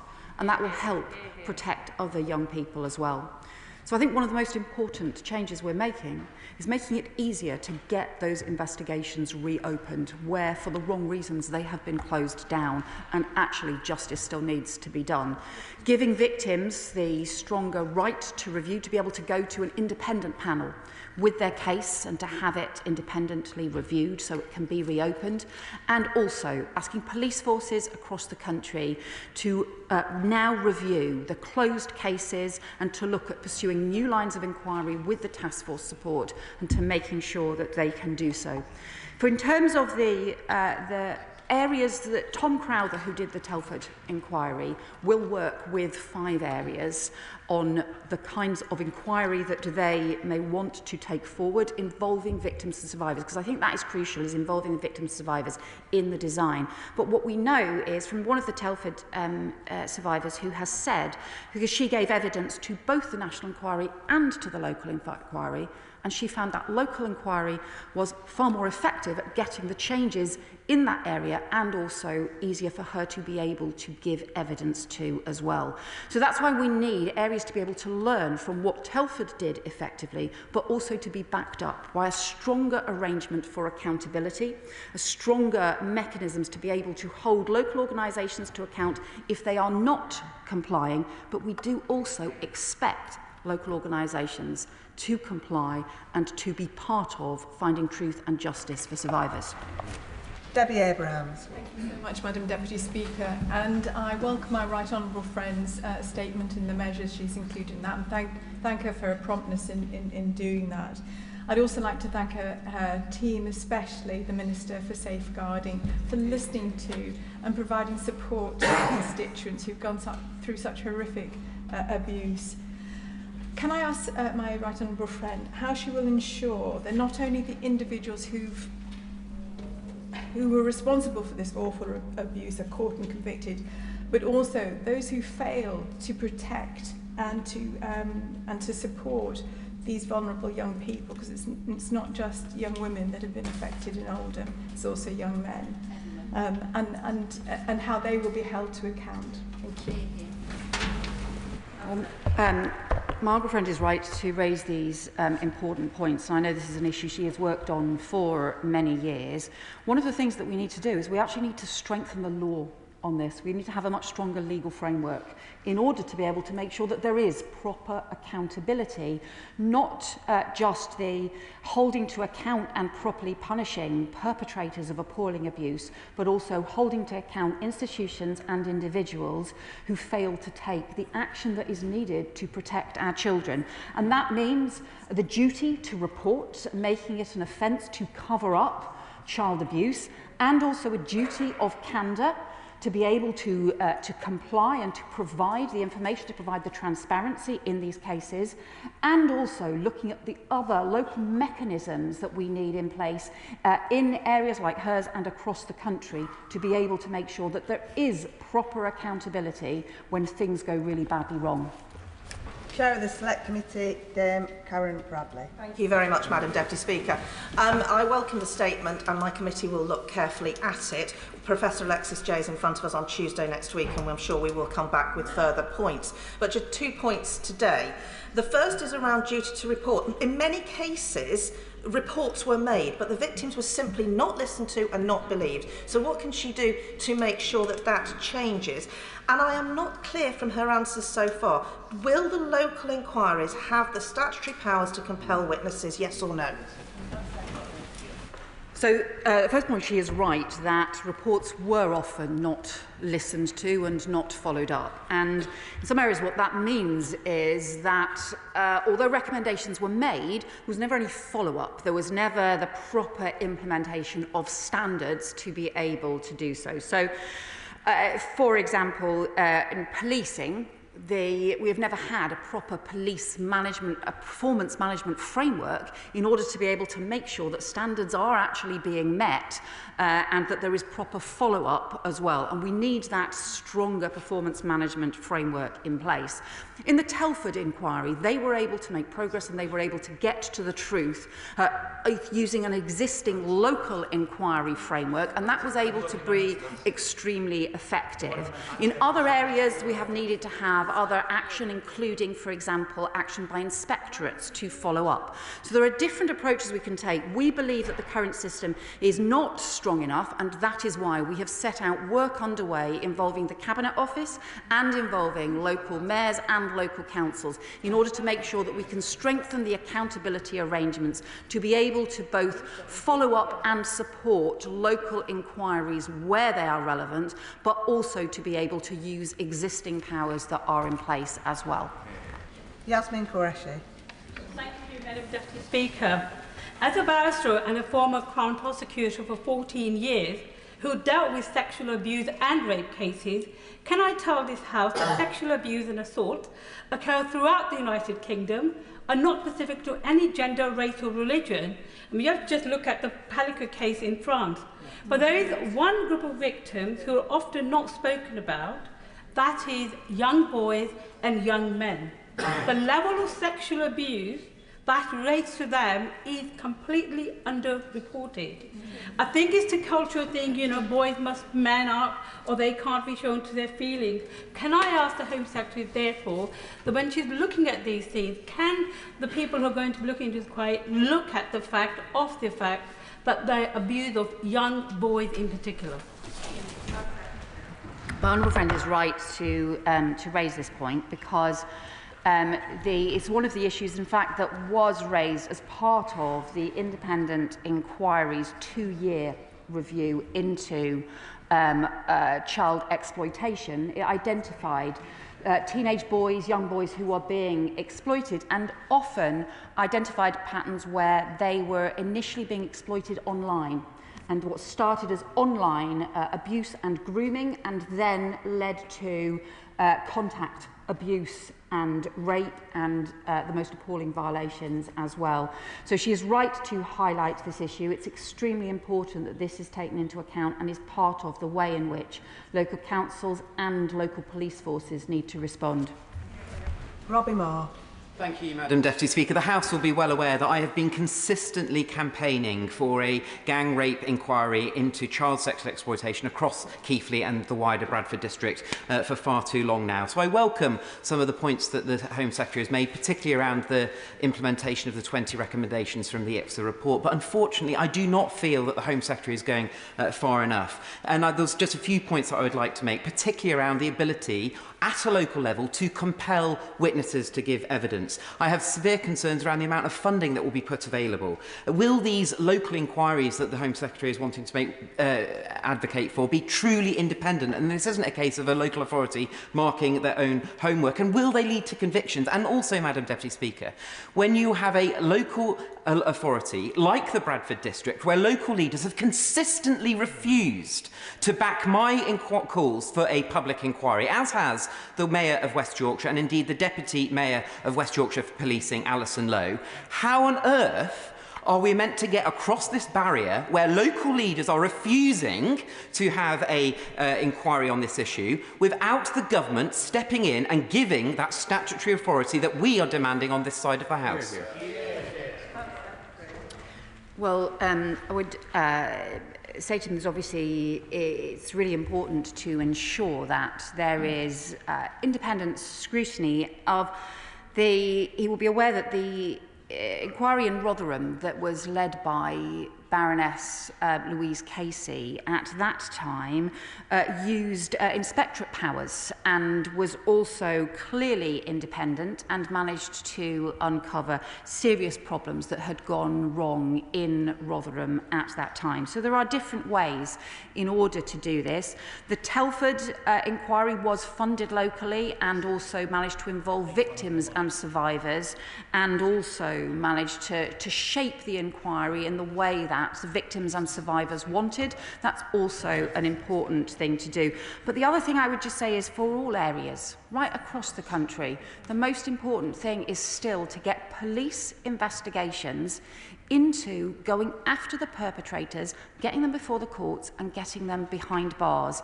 And whatever else happens, we have to keep the centrality of getting stronger police investigations to pursue perpetrators at the heart of what happens. Paul War. Child sexual exploitation and abuse are the most sickening, appalling crimes perpetrated against some of the most vulnerable youngsters in our communities. So can I strongly welcome this comprehensive new national plan of action to put victims first, and welcome the appointment of Baroness Casey to conduct a rapid review into the scale and nature of these grooming gangs. But can I also urge a cross-party consensus around this issue rather than the game playing and misinformation we've seen in the past week?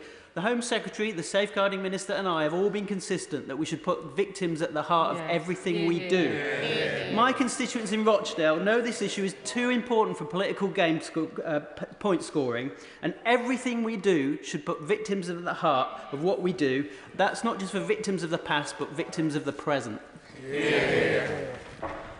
Well, I thank my honourable friend for his question. I know this is an area that he does a lot of work on, and he's right that the potential for the national audit by Baroness Louise Casey is to identify, properly to look at the scale and the characteristics of these appalling crimes right across the country, and also to then be able to make further recommendations about further work that may be needed, further investigations that may be needed as well.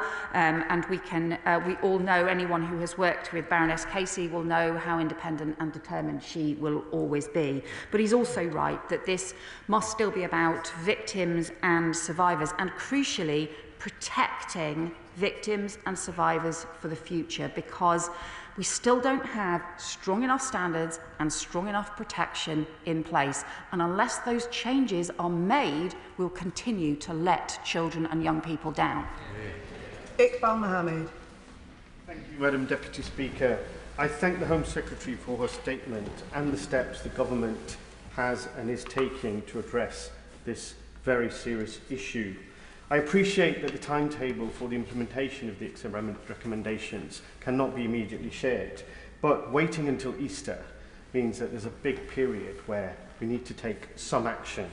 So will she explain what immediate steps the government is taking to ensure that all alleged victims who come forward are treated and taken seriously and listened to, and immediate action is taken to address their allegations, to serve justice and protect these children? Well, I can assure the Honourable Member that some of the recommendations we are already taking forward. Some will be in legislation and will take time to pass through Parliament, because legislation also needs to change.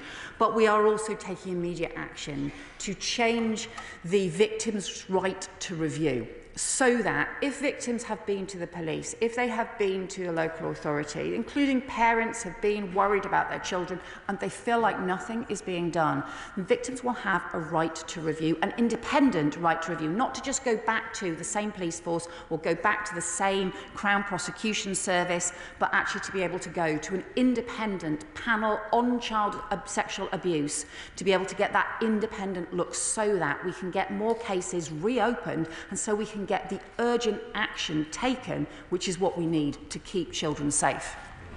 Natalie Fleet. Thank you, Madam Deputy Speaker. I welcome this action from a government that sees violence against women and girls as the national emergency that it is.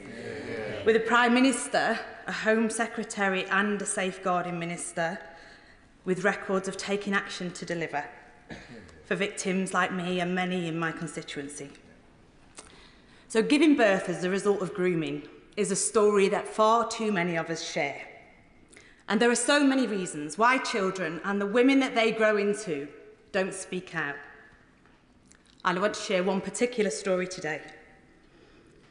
It's about the victim that told me that the perpetrator has threatened that if she speaks out, he will have access to her child, something he hasn't done so far.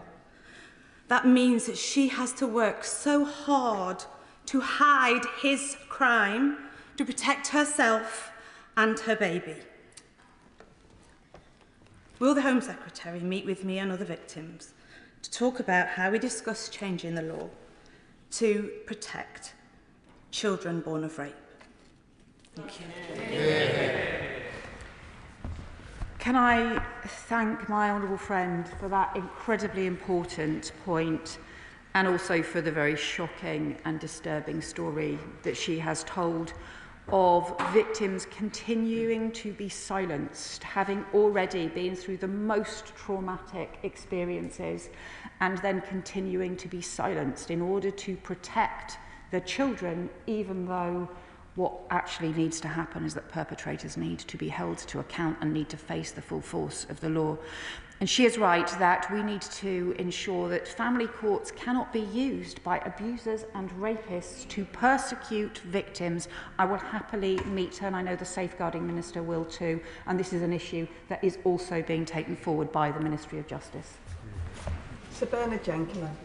Mr. Speaker, I think the House should be generous towards the Home Secretary. She's travelled a long way since last week by recognising there is a requirement for far more inquiries into the towns affected, and I think we should thank her for that. But there is still one thing crucial that is lacking from her presentation, her statement today, is whether these new inquiries will have the power to summon witnesses and require the production of papers. Now, only she, or the Secretary of State, or the Minister in the Act, can set up a statutory inquiry. In fact, the Minister specifying inquiry can set the terms of reference, can decide whether it should concentrate on certain towns, can set the time frame, can set the budget, can appoint as many people as she wants to the panel so that different parts of the inquiry could run in different parts of the country concurrently. But is she really ruling out that any of these inquiries should be statutory inquiries? Because victims will only have the real freedom to speak out in either this place, this Parliament, as we have just very movingly heard, or in a statutory inquiry where they will be immune, legally immune from the consequences of anything that they say in an inquiry. Why can't she provide the victims with those protections? So the strongest protection for victims continues to be through police investigations, and the police, of course, have full powers to pursue investigations wheresoever they may be found. There have been a series of local inquiries held in different ways, including the inspector investigation into Rotherham, where Baroness Louise Casey was the lead inspector and then did have powers to be able to get to the truth there, and also the Telford inquiry, which did not have those powers but still managed to uncover serious problems and also make serious recommendations. There are different ways in which to do this. We have made clear that we want to strengthen the accountability, powers and ability to make sure that there are answers given to local areas, and to do that alongside the work that we already have underway as part of the Hillsborough Law and as part of the duty of candour that we need to implement across the board. Toby Perkins. Thank you very much, Madam Deputy Speaker. I thank the Home Secretary for the really important steps that she's announced today. Nothing must come in the way of victims getting justice or being listened to, or for us learning all that we can about how we protect the victims of the future. So can my right honourable friend tell us, in terms of the approach that she is taking today, if there are lessons that come out of these individual local inquiries that are repeated across the country that enable us to be better able to protect victims in the future? How are we going to coordinate getting those? And in terms of the question that she's just been asked, can she just explain why she believes that the sort of statutory footing isn't the right way to go, and the localised way that she's suggesting will actually ensure we get to the truth?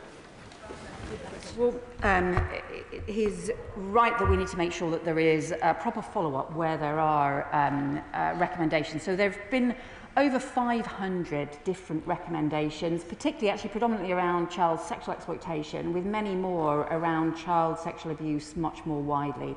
There currently isn't a proper process to be able to follow them up.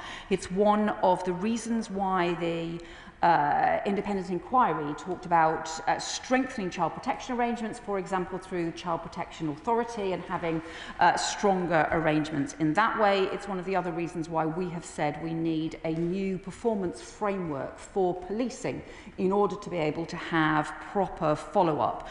We obviously have had already a statutory 7-year inquiry into child sexual abuse, and also a statutory 2-year investigation into child sexual exploitation and grooming gangs. Those reports have came out with really important recommendations, but one of the things that they identified was that, particularly on the issues around the gangs, there simply wasn't enough evidence or data to be able to do further work and further investigations, and that is why the next step has to be to have the national audit, the rapid audit that we have asked Baroness Casey to undertake in order to be able to get a much more extensive assessment of the prevalence and also scale of the nature of child sexual exploitation across the country.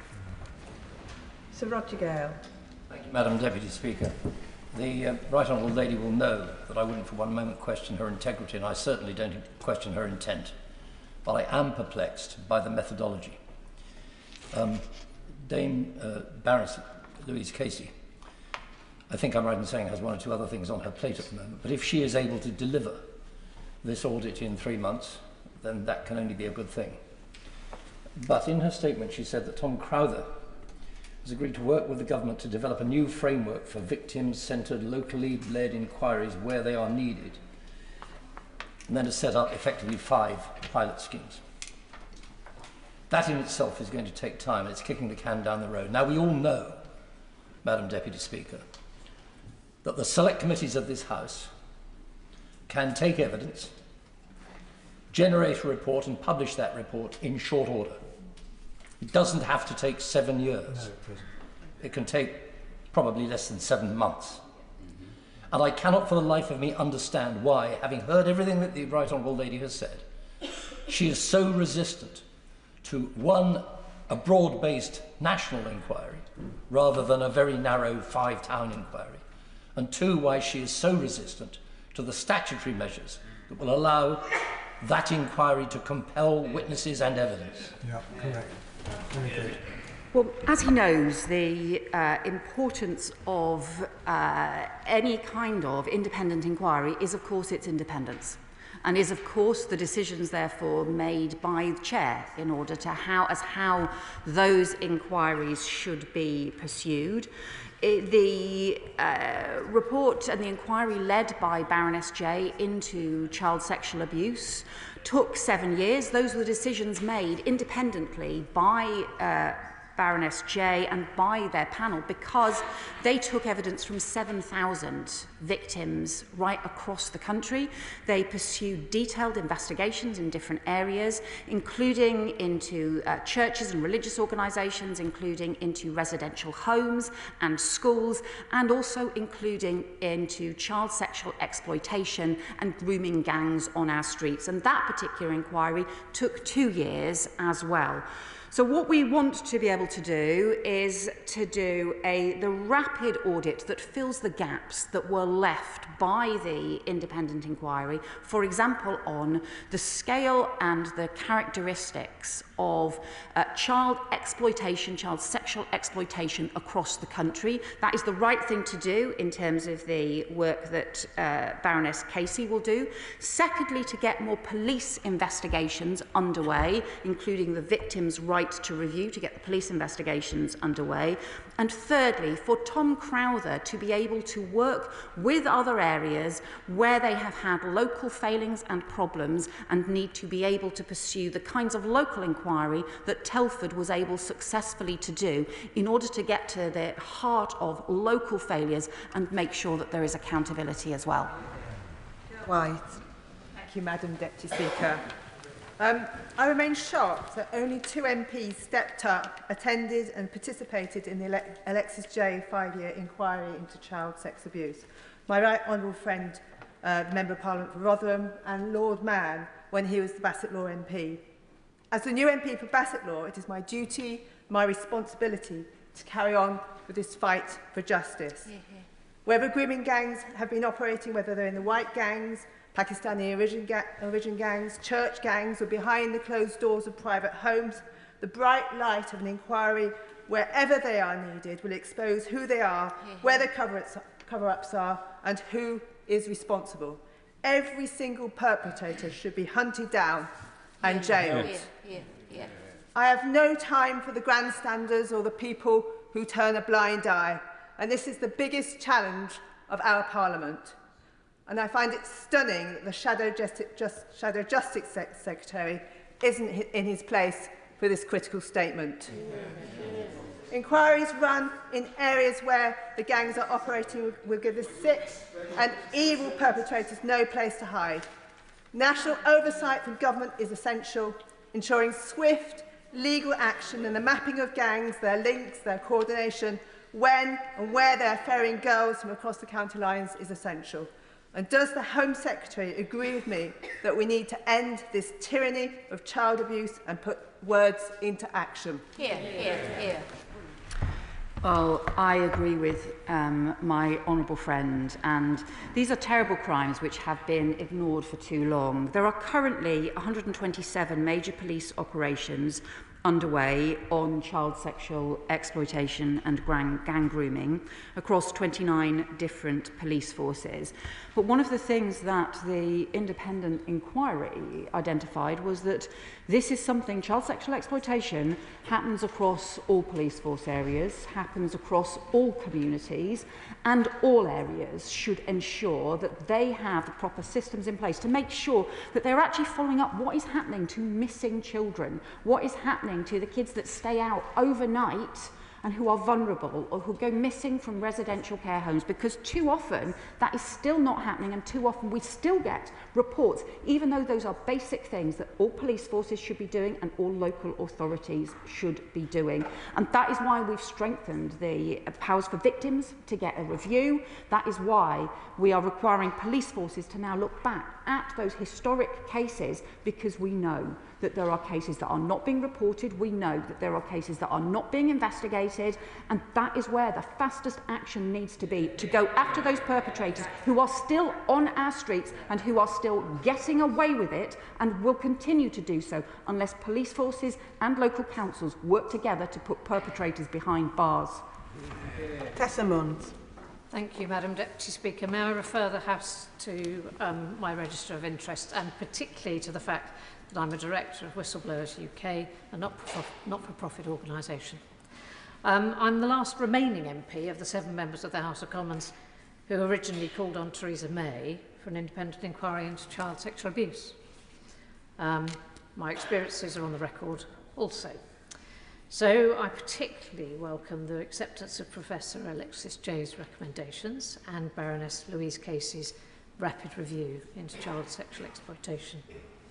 Can I, though, draw the Home Secretary's attention to my concern about police investigations? Now, she's referred to the National Police Chief Council and to reopening cases, but I am concerned about people marking their own homework, and we know that there is an institutional resistance to being found lacking and to deep scrutiny. One of the primary whistleblowers with whom I was involved has waited years for the truth to out, and she's been threatened with being sued by senior police officers, and it would appear that complaints can only be made about junior officers who are called and investigate, and that there is no ability to complain about senior officers. And I am aware, I'd ask her to please look at the IPCC and the IOPC reports, whether they have been published or not, particularly where they have not been published, and where they've investigated threats, where there have been threats, as I understand it, from the police of suing members of those organisations about the findings that they have made. I think it's incredibly serious that we have organisations like the Independent Police Commission and Home Secretary. the Office for Home Police. Secretary. Order. Home Secretary. I'm happy to follow up with her about the very serious issues she raised. And she's right to say this cannot be about institutions just marking their own homework. And that's one of the reasons why we have made now the right to review an independent one. For child sexual abuse cases where victims feel that they have been let down by police force, by the Crown Prosecution Service, that they should be able to take that right to review not back to the same police force, but to be able to go to an independent child sexual abuse panel in order to get a right to review, in order to see whether they can get their cases reopened and properly investigators and perpetrators pursued.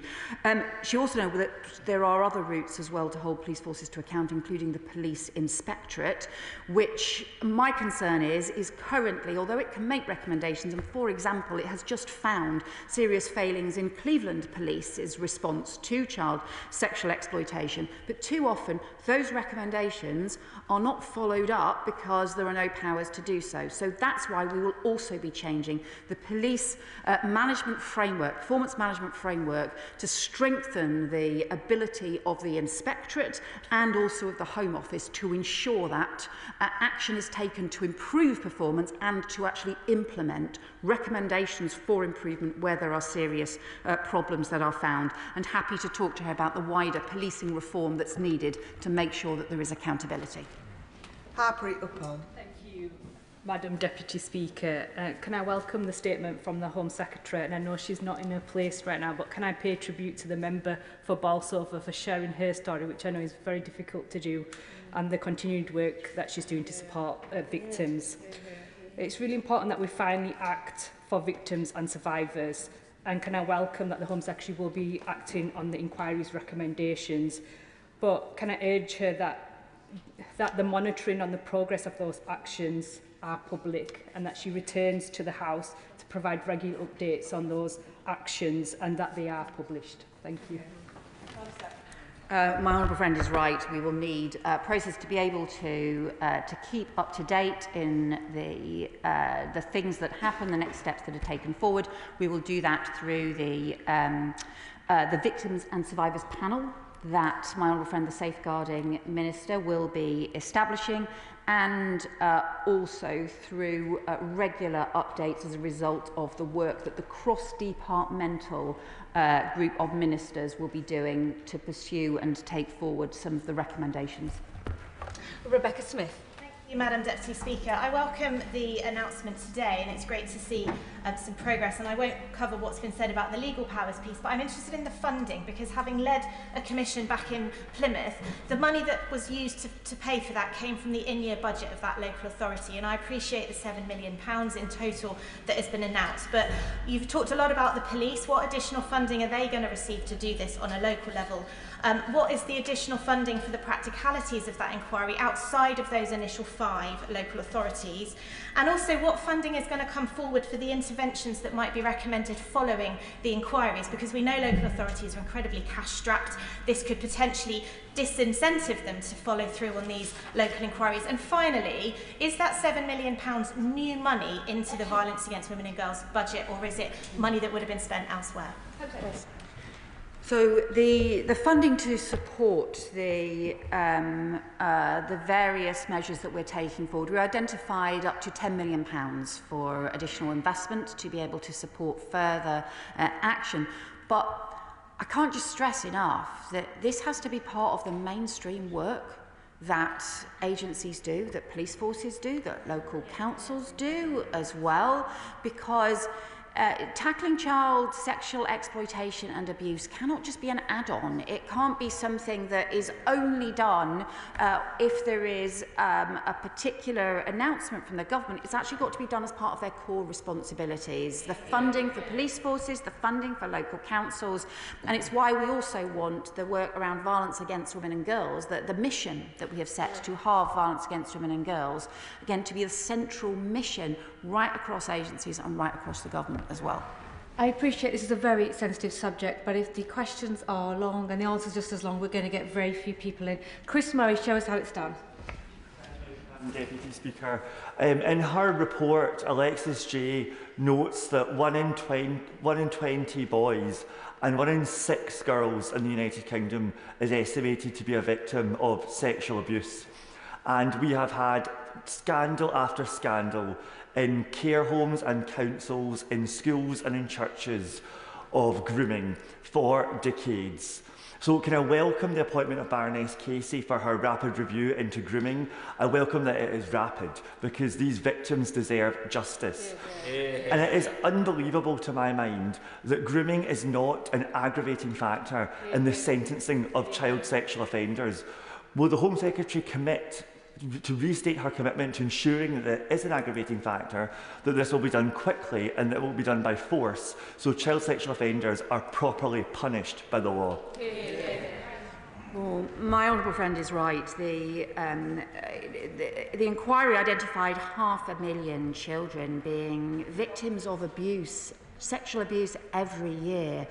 And the majority of cases are sadly within the family, and the betrayal by those who children should be able to expect to protect them. But there have also been huge betrayals, as he says, in residential homes, in other institutions, including faith institutions, the Church of England, the Catholic Church, as well as wider grooming online and on the streets in these terrible crimes. So yes, we will change the law, we will strengthen sentencing, we will make it an aggregated factor, because the punishment should fit this terrible crime. Thank you, Madam Deputy Speaker. There's much to welcome in the Home Secretary's statement this afternoon, but she's resisted 6 invitations from honourable members to confirm that these government-supported local inquiries will have statutory powers. Instead, the Right Honourable Lady is relying on the duty of candour, responsibility and accountability. So let me try a different way. Does the Home Secretary is 100% certain that the duty of candour, responsibility and accountability is equivalent to statutory? Well, what we need is to make sure that the crimes are investigated and also that there is proper follow-up in those areas where things have gone badly wrong. And we know that there are some areas where things have gone badly wrong.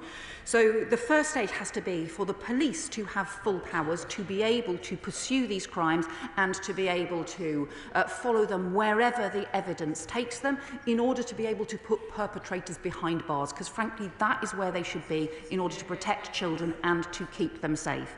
And we also need to ensure that where things have gone wrong, there are sufficient powers to be able to get to the truth, sufficient ability for local organisations to be able to do that, and that no one can hide from accountability, no one can run away or obfuscate or use bureaucracy to get away with providing the answers and the justice and the accountability that victims need. So that is why we've set up a new programme of work to look at how you strengthen the powers available, how you strengthen strengthen the accountability available, part of that has to include the duty of candour. Part of it also has to include the duty to report, because there has to be these stronger responsibilities on people to report child abuse in the first place and to make it actually a criminal offence to cover it up. Because if the law isn't strong enough, we won't get the accountability and the action as well. Anna Dixon. Thank you, Madam Deputy Speaker.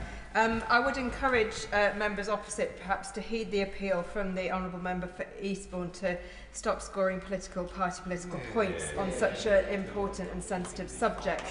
But I would like to say, Madam Deputy Speaker, that I really welcome the Home Secretary's announcement, in particular this government's commitment to take action to protect victims and secure justice by accelerating investigations and prosecutions.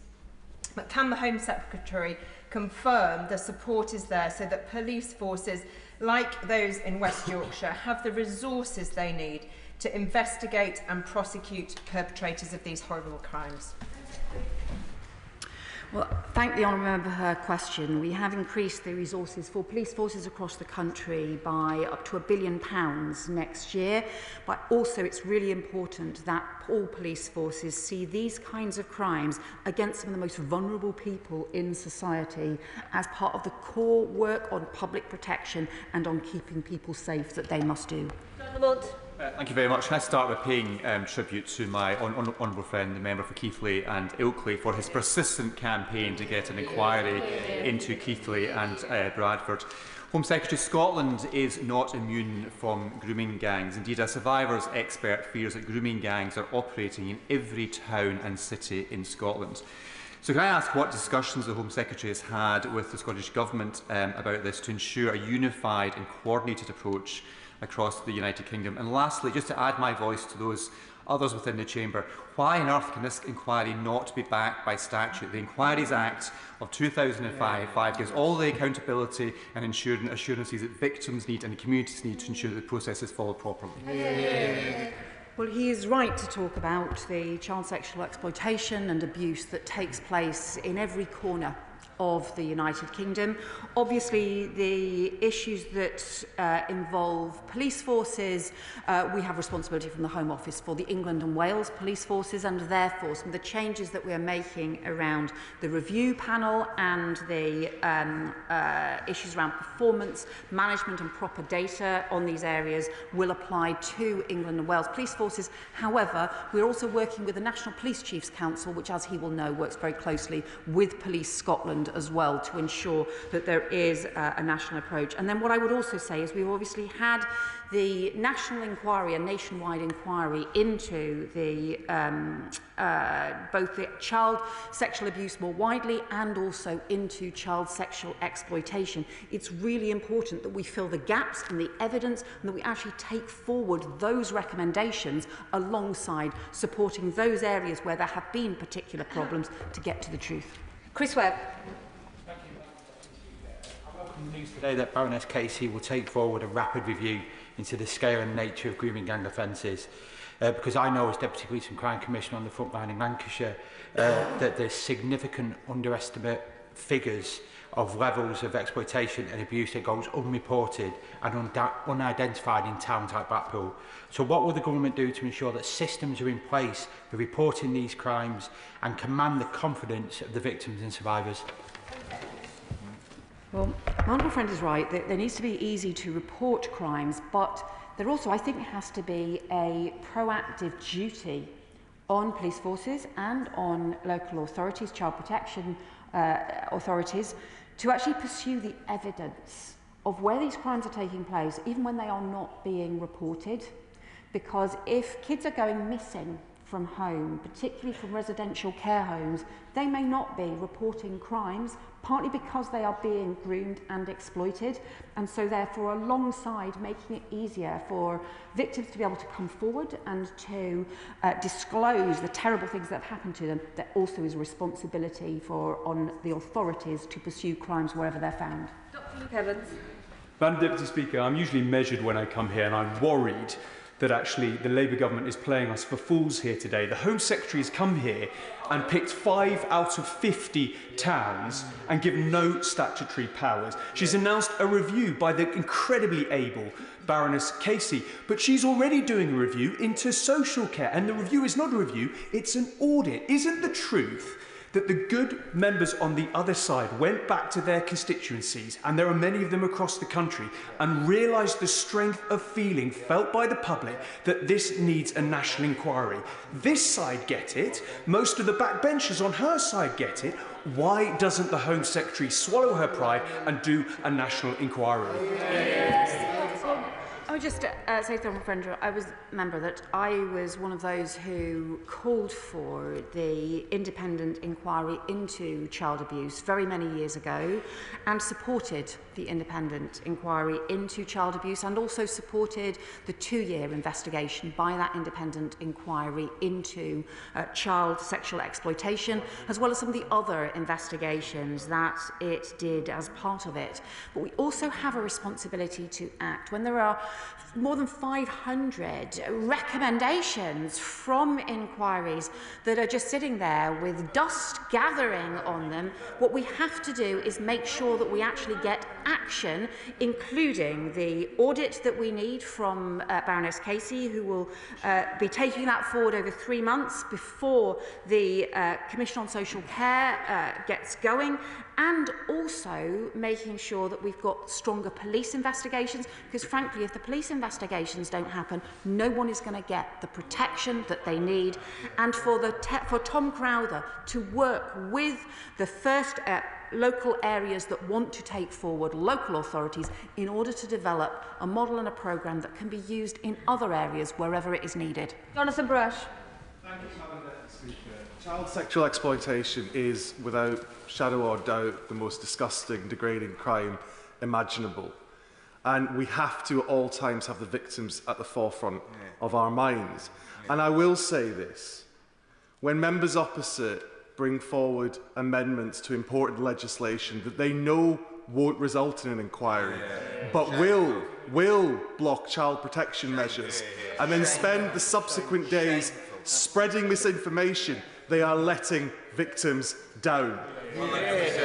No, I welcome the national audit into grooming gangs. I welcome the reopening of police investigations to ensure criminals are brought to justice. But can I just check, the Home Secretary said it a number of times, the 5 local areas that she's identified, they are initial areas, they are pilot areas, and the ambition is, wherever these crimes are taking place, local inquiries can take place.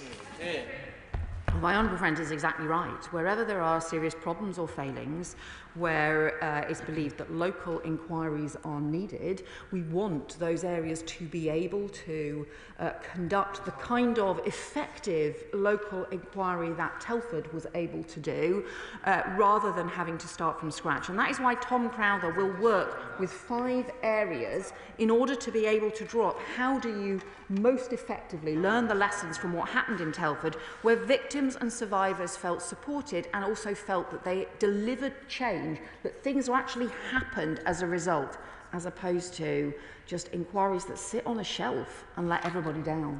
Rupert Lowe. Thank you, Madam Deputy Speaker. As well as withheld court transcripts, I've been pushing the Ministry of Justice for data on the following.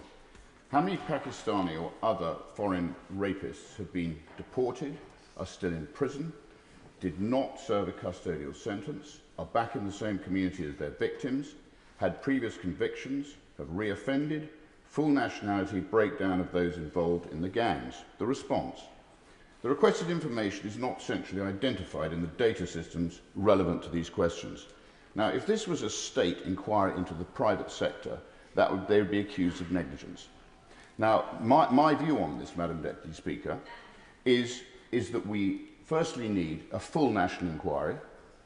This is a rotting stain on our country, and it needs to be exercised in full. It cannot continue to be kicked into the long grass. The British public want transparency, and they want to know the reason why this has taken so long to be dealt with.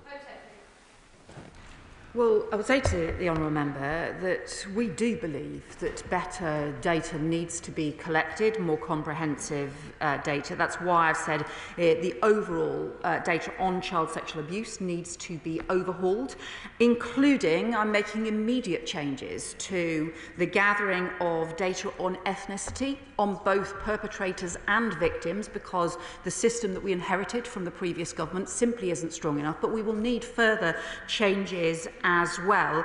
And on the issue around the foreign national offenders, where people have committed where foreign citizens have committed sexual offences in this country, they have no right to stay in this country, and we have to increase returns. And that is why, rightly, this government has increased returns of foreign national offenders by over 20% since the election. From the announcements the Home Secretary has made today, disclosing abuse is a very difficult thing to do. Many victims speak out, but too often their words are not heard, or they're not taken seriously, or they fall between multiple agencies. So will the Secretary of State investigate how we can assist victims to disclose in the first place, and also ensure agencies act on those disclosures? Thank you. My honourable friend is right to make this important point. One of the things we want to do by establishing a victims and survivors panel to work with the safeguarding minister, with other ministers on the taking forward of recommendations around sexual abuse, is in order to make sure that we are recognising those experiences actually about exactly how difficult it can be to come forward, and how people need to have the confidence that if they do come forward to do something incredibly difficult, that they will be listened to, that they will be taken seriously, and that investigations will follow. Adnan Hussain. Thank you, Madam Deputy Speaker. I welcome and thank the Minister for her in-depth explanation of what the government is and will be doing to ensure the safety of our children in the face of the most heinous of crimes. Since the vote on the amendment to the Children's Wellbeing Bill last week and the subsequent attention the vote attracted in the media, many of my constituents have written to me upset, angry and in fear over the grooming scandal. All the correspondence received demand the need for a public inquiry into the scandal to determine the failures, historic and present, on the part of the institutions involved, which led to these heinous crimes against vulnerable children to go on for so long, so wide, without being stopped and without the victims of the historic crimes being safeguarded and protected sufficiently. Madam Deputy Speaker, I finish with asking the Minister to confirm whether northern towns, like my own constituency in Blackburn, crimes of this specific nature of grooming gangs are still continuing to haunt our streets and vulnerable children, and whether further public inquiries are needed, whether further reports are needed to find out why this has gone on for such a long time. We need to provide Madam Deputy Speaker, as I conclude, we need to provide my constituents and everybody across the country solace. Madam Deputy Speaker, the independent inquiry into child sexual abuse and the two-year inquiry into child sexual exploitation concluded that child sexual exploitation is happening right across the country, that action is needed right across the country, and there are currently, the task force reports, 127 major police operations underway on child sexual exploitation and gang grooming across 29 different police forces. And that is why it's so important that recommendations from those inquiries are implemented, that we actually get action to protect children, to protect young people who too often are let down when inquiry recommendations are ignored. I need you to work with me to get the final 10 members in, otherwise there'll be a lot of disappointment. And if you haven't been in here bobbing the whole time, there's no point trying to catch my eye now. Luke Murphy. Forgive me. George, David Burton-Sampson. Thank you, Madam Deputy Speaker, and I welcome the statement from the Home Secretary, a statement full of action. And I'm pleased that last week I supported the Children's Wellbeing and Schools Bill to start implementing much-needed safeguarding measures, unlike some of those opposite who attempted to wreck the bill, spread misinformation, which led to abuse online towards many members. And it's on that point, Madam Deputy Speaker, I asked the Home Secretary whether she is aware and shares my concern about the most rapidly evolving form of child sexual abuse taking place online, including artificial intelligence facilitated child sexual abuse material. Can the Home Secretary outline what plans the government has to tackle and strengthen the law in this area? My honourable friend is exactly right, as well as the measures in the Child Wellbeing Bill, including on proper identification of children to strengthen child protection, which is crucial.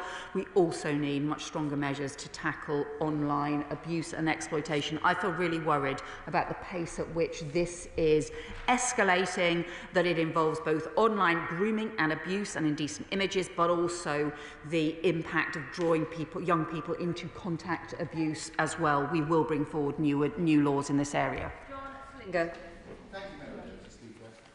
Can my right honourable friend confirm that the new Victims and Survivors panel will have representation from regions across the country to ensure that victims' voices are heard loud and clear? And would she also agree with me that we need to dial down political opportunism that we have sadly seen from some members on the opposition benches? Yes, the Victims and Survivors panel will include people from all across the country. And I think the inquiry into child sexual abuse did have cross-party support, and I really hope there will be cross-party support for implementing the action that we need and that I have set out today. Jill German. Thank you, Madam Deputy Speaker. As my honourable friend has pointed out, the victims panel really does need countrywide representation. So, as a Welsh MP, can she confirm to me that Welsh voices will be heard loud and clear? We'll ensure that Welsh voices are heard loud and clear. Ben Coleman. Thank you, Madam Deputy Speaker. Many of my constituents have contacted me with their concerns about child abuse and child exploitation, and they will be relieved, I think, that the government is no longer, as the previous government did, allowing this to be kicked into the long grass, but is taking action, not least with the KC Rapid Review.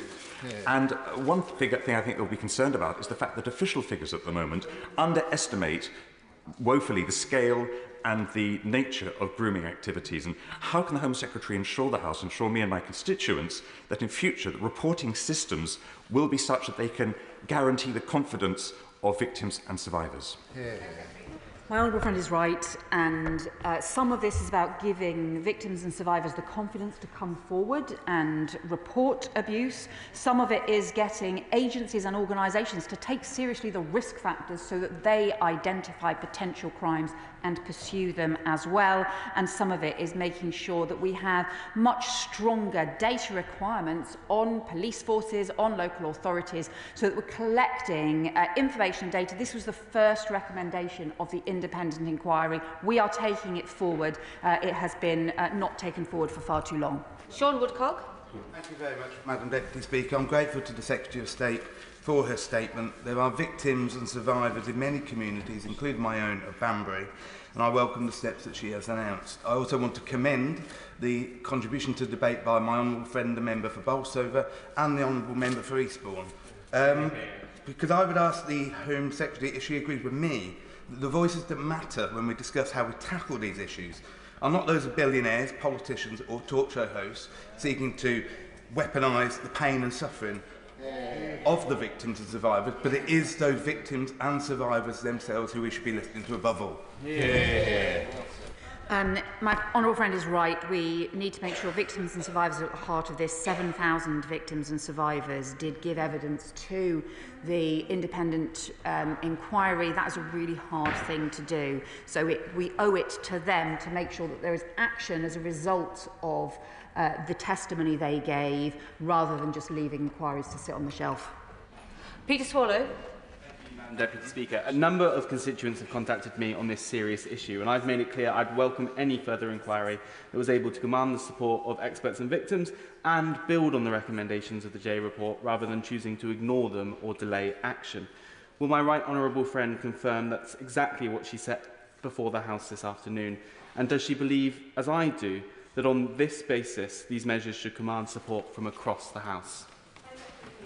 Well, I do hope, Madam Deputy Speaker, that these measures do command cross-party support, because ultimately we need the stronger action from policing, from local authorities. We need cross-government action and action across communities to do the things that we've been told need to change for more than 10 years, and yet for too long they simply haven't. And that's why we urgently need this action to keep children safe. Thank you, Madam Deputy Speaker. Can I welcome the statement today from the Home Secretary on the actions she will take to implement the Professor Alexis Jay recommendations. There are another set of recommendations by Professor Jay on which my constituent has been campaigning, and those are the recommendations on safeguarding the Church of England. Professor Jay called for an independent process for safeguarding oversight and operations within the Church. The Synod is discussing this next month, but will the Home Secretary agree with me that measures must be brought forward before this House to be approved by this House without delay? My honourable friend is right to point out that there were obviously many further inquiries as part of the overarching national inquiry into child abuse, including on church and faith organisations as well. Some of the recommendations were for those organisations to take forward. They do need to ensure that they do, and that they are responding, and that they have strong enough child protection arrangements in place. But we will be monitoring and looking at the recommendations from all of those reports as well. Sam Rushworth. Thank you. Can I thank the Home Secretary for her answers today that have already clarified a number of the questions that I would have wanted to raise with her. I'm also grateful for the victim-centred approach that she's taken. One of the challenges, I think, though, is that when a child is being groomed for sexual exploitation, that person doesn't always know that they're a victim at the time until they're an adult living haunted by the past. And so I wonder what more can be done to help children to recognise themselves what is happening in their lives. I welcome the really important point my honourable friend has made, and we see this as part of the wider work we're doing around tackling violence against women and girls, is actually to ensure that children, that young people have the confidence to be able to recognise abuse, to be able to recognise exploitation, and it is something that I know the Education Secretary takes immensely seriously and is looking at how to take forward. Final question, Ayub Khan. Thank you, Madam Deputy Speaker.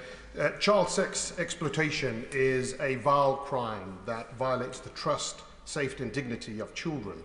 Perpetrators of such despicable crimes, individuals or groups, no matter what race, religion or creed, must face the full force of law.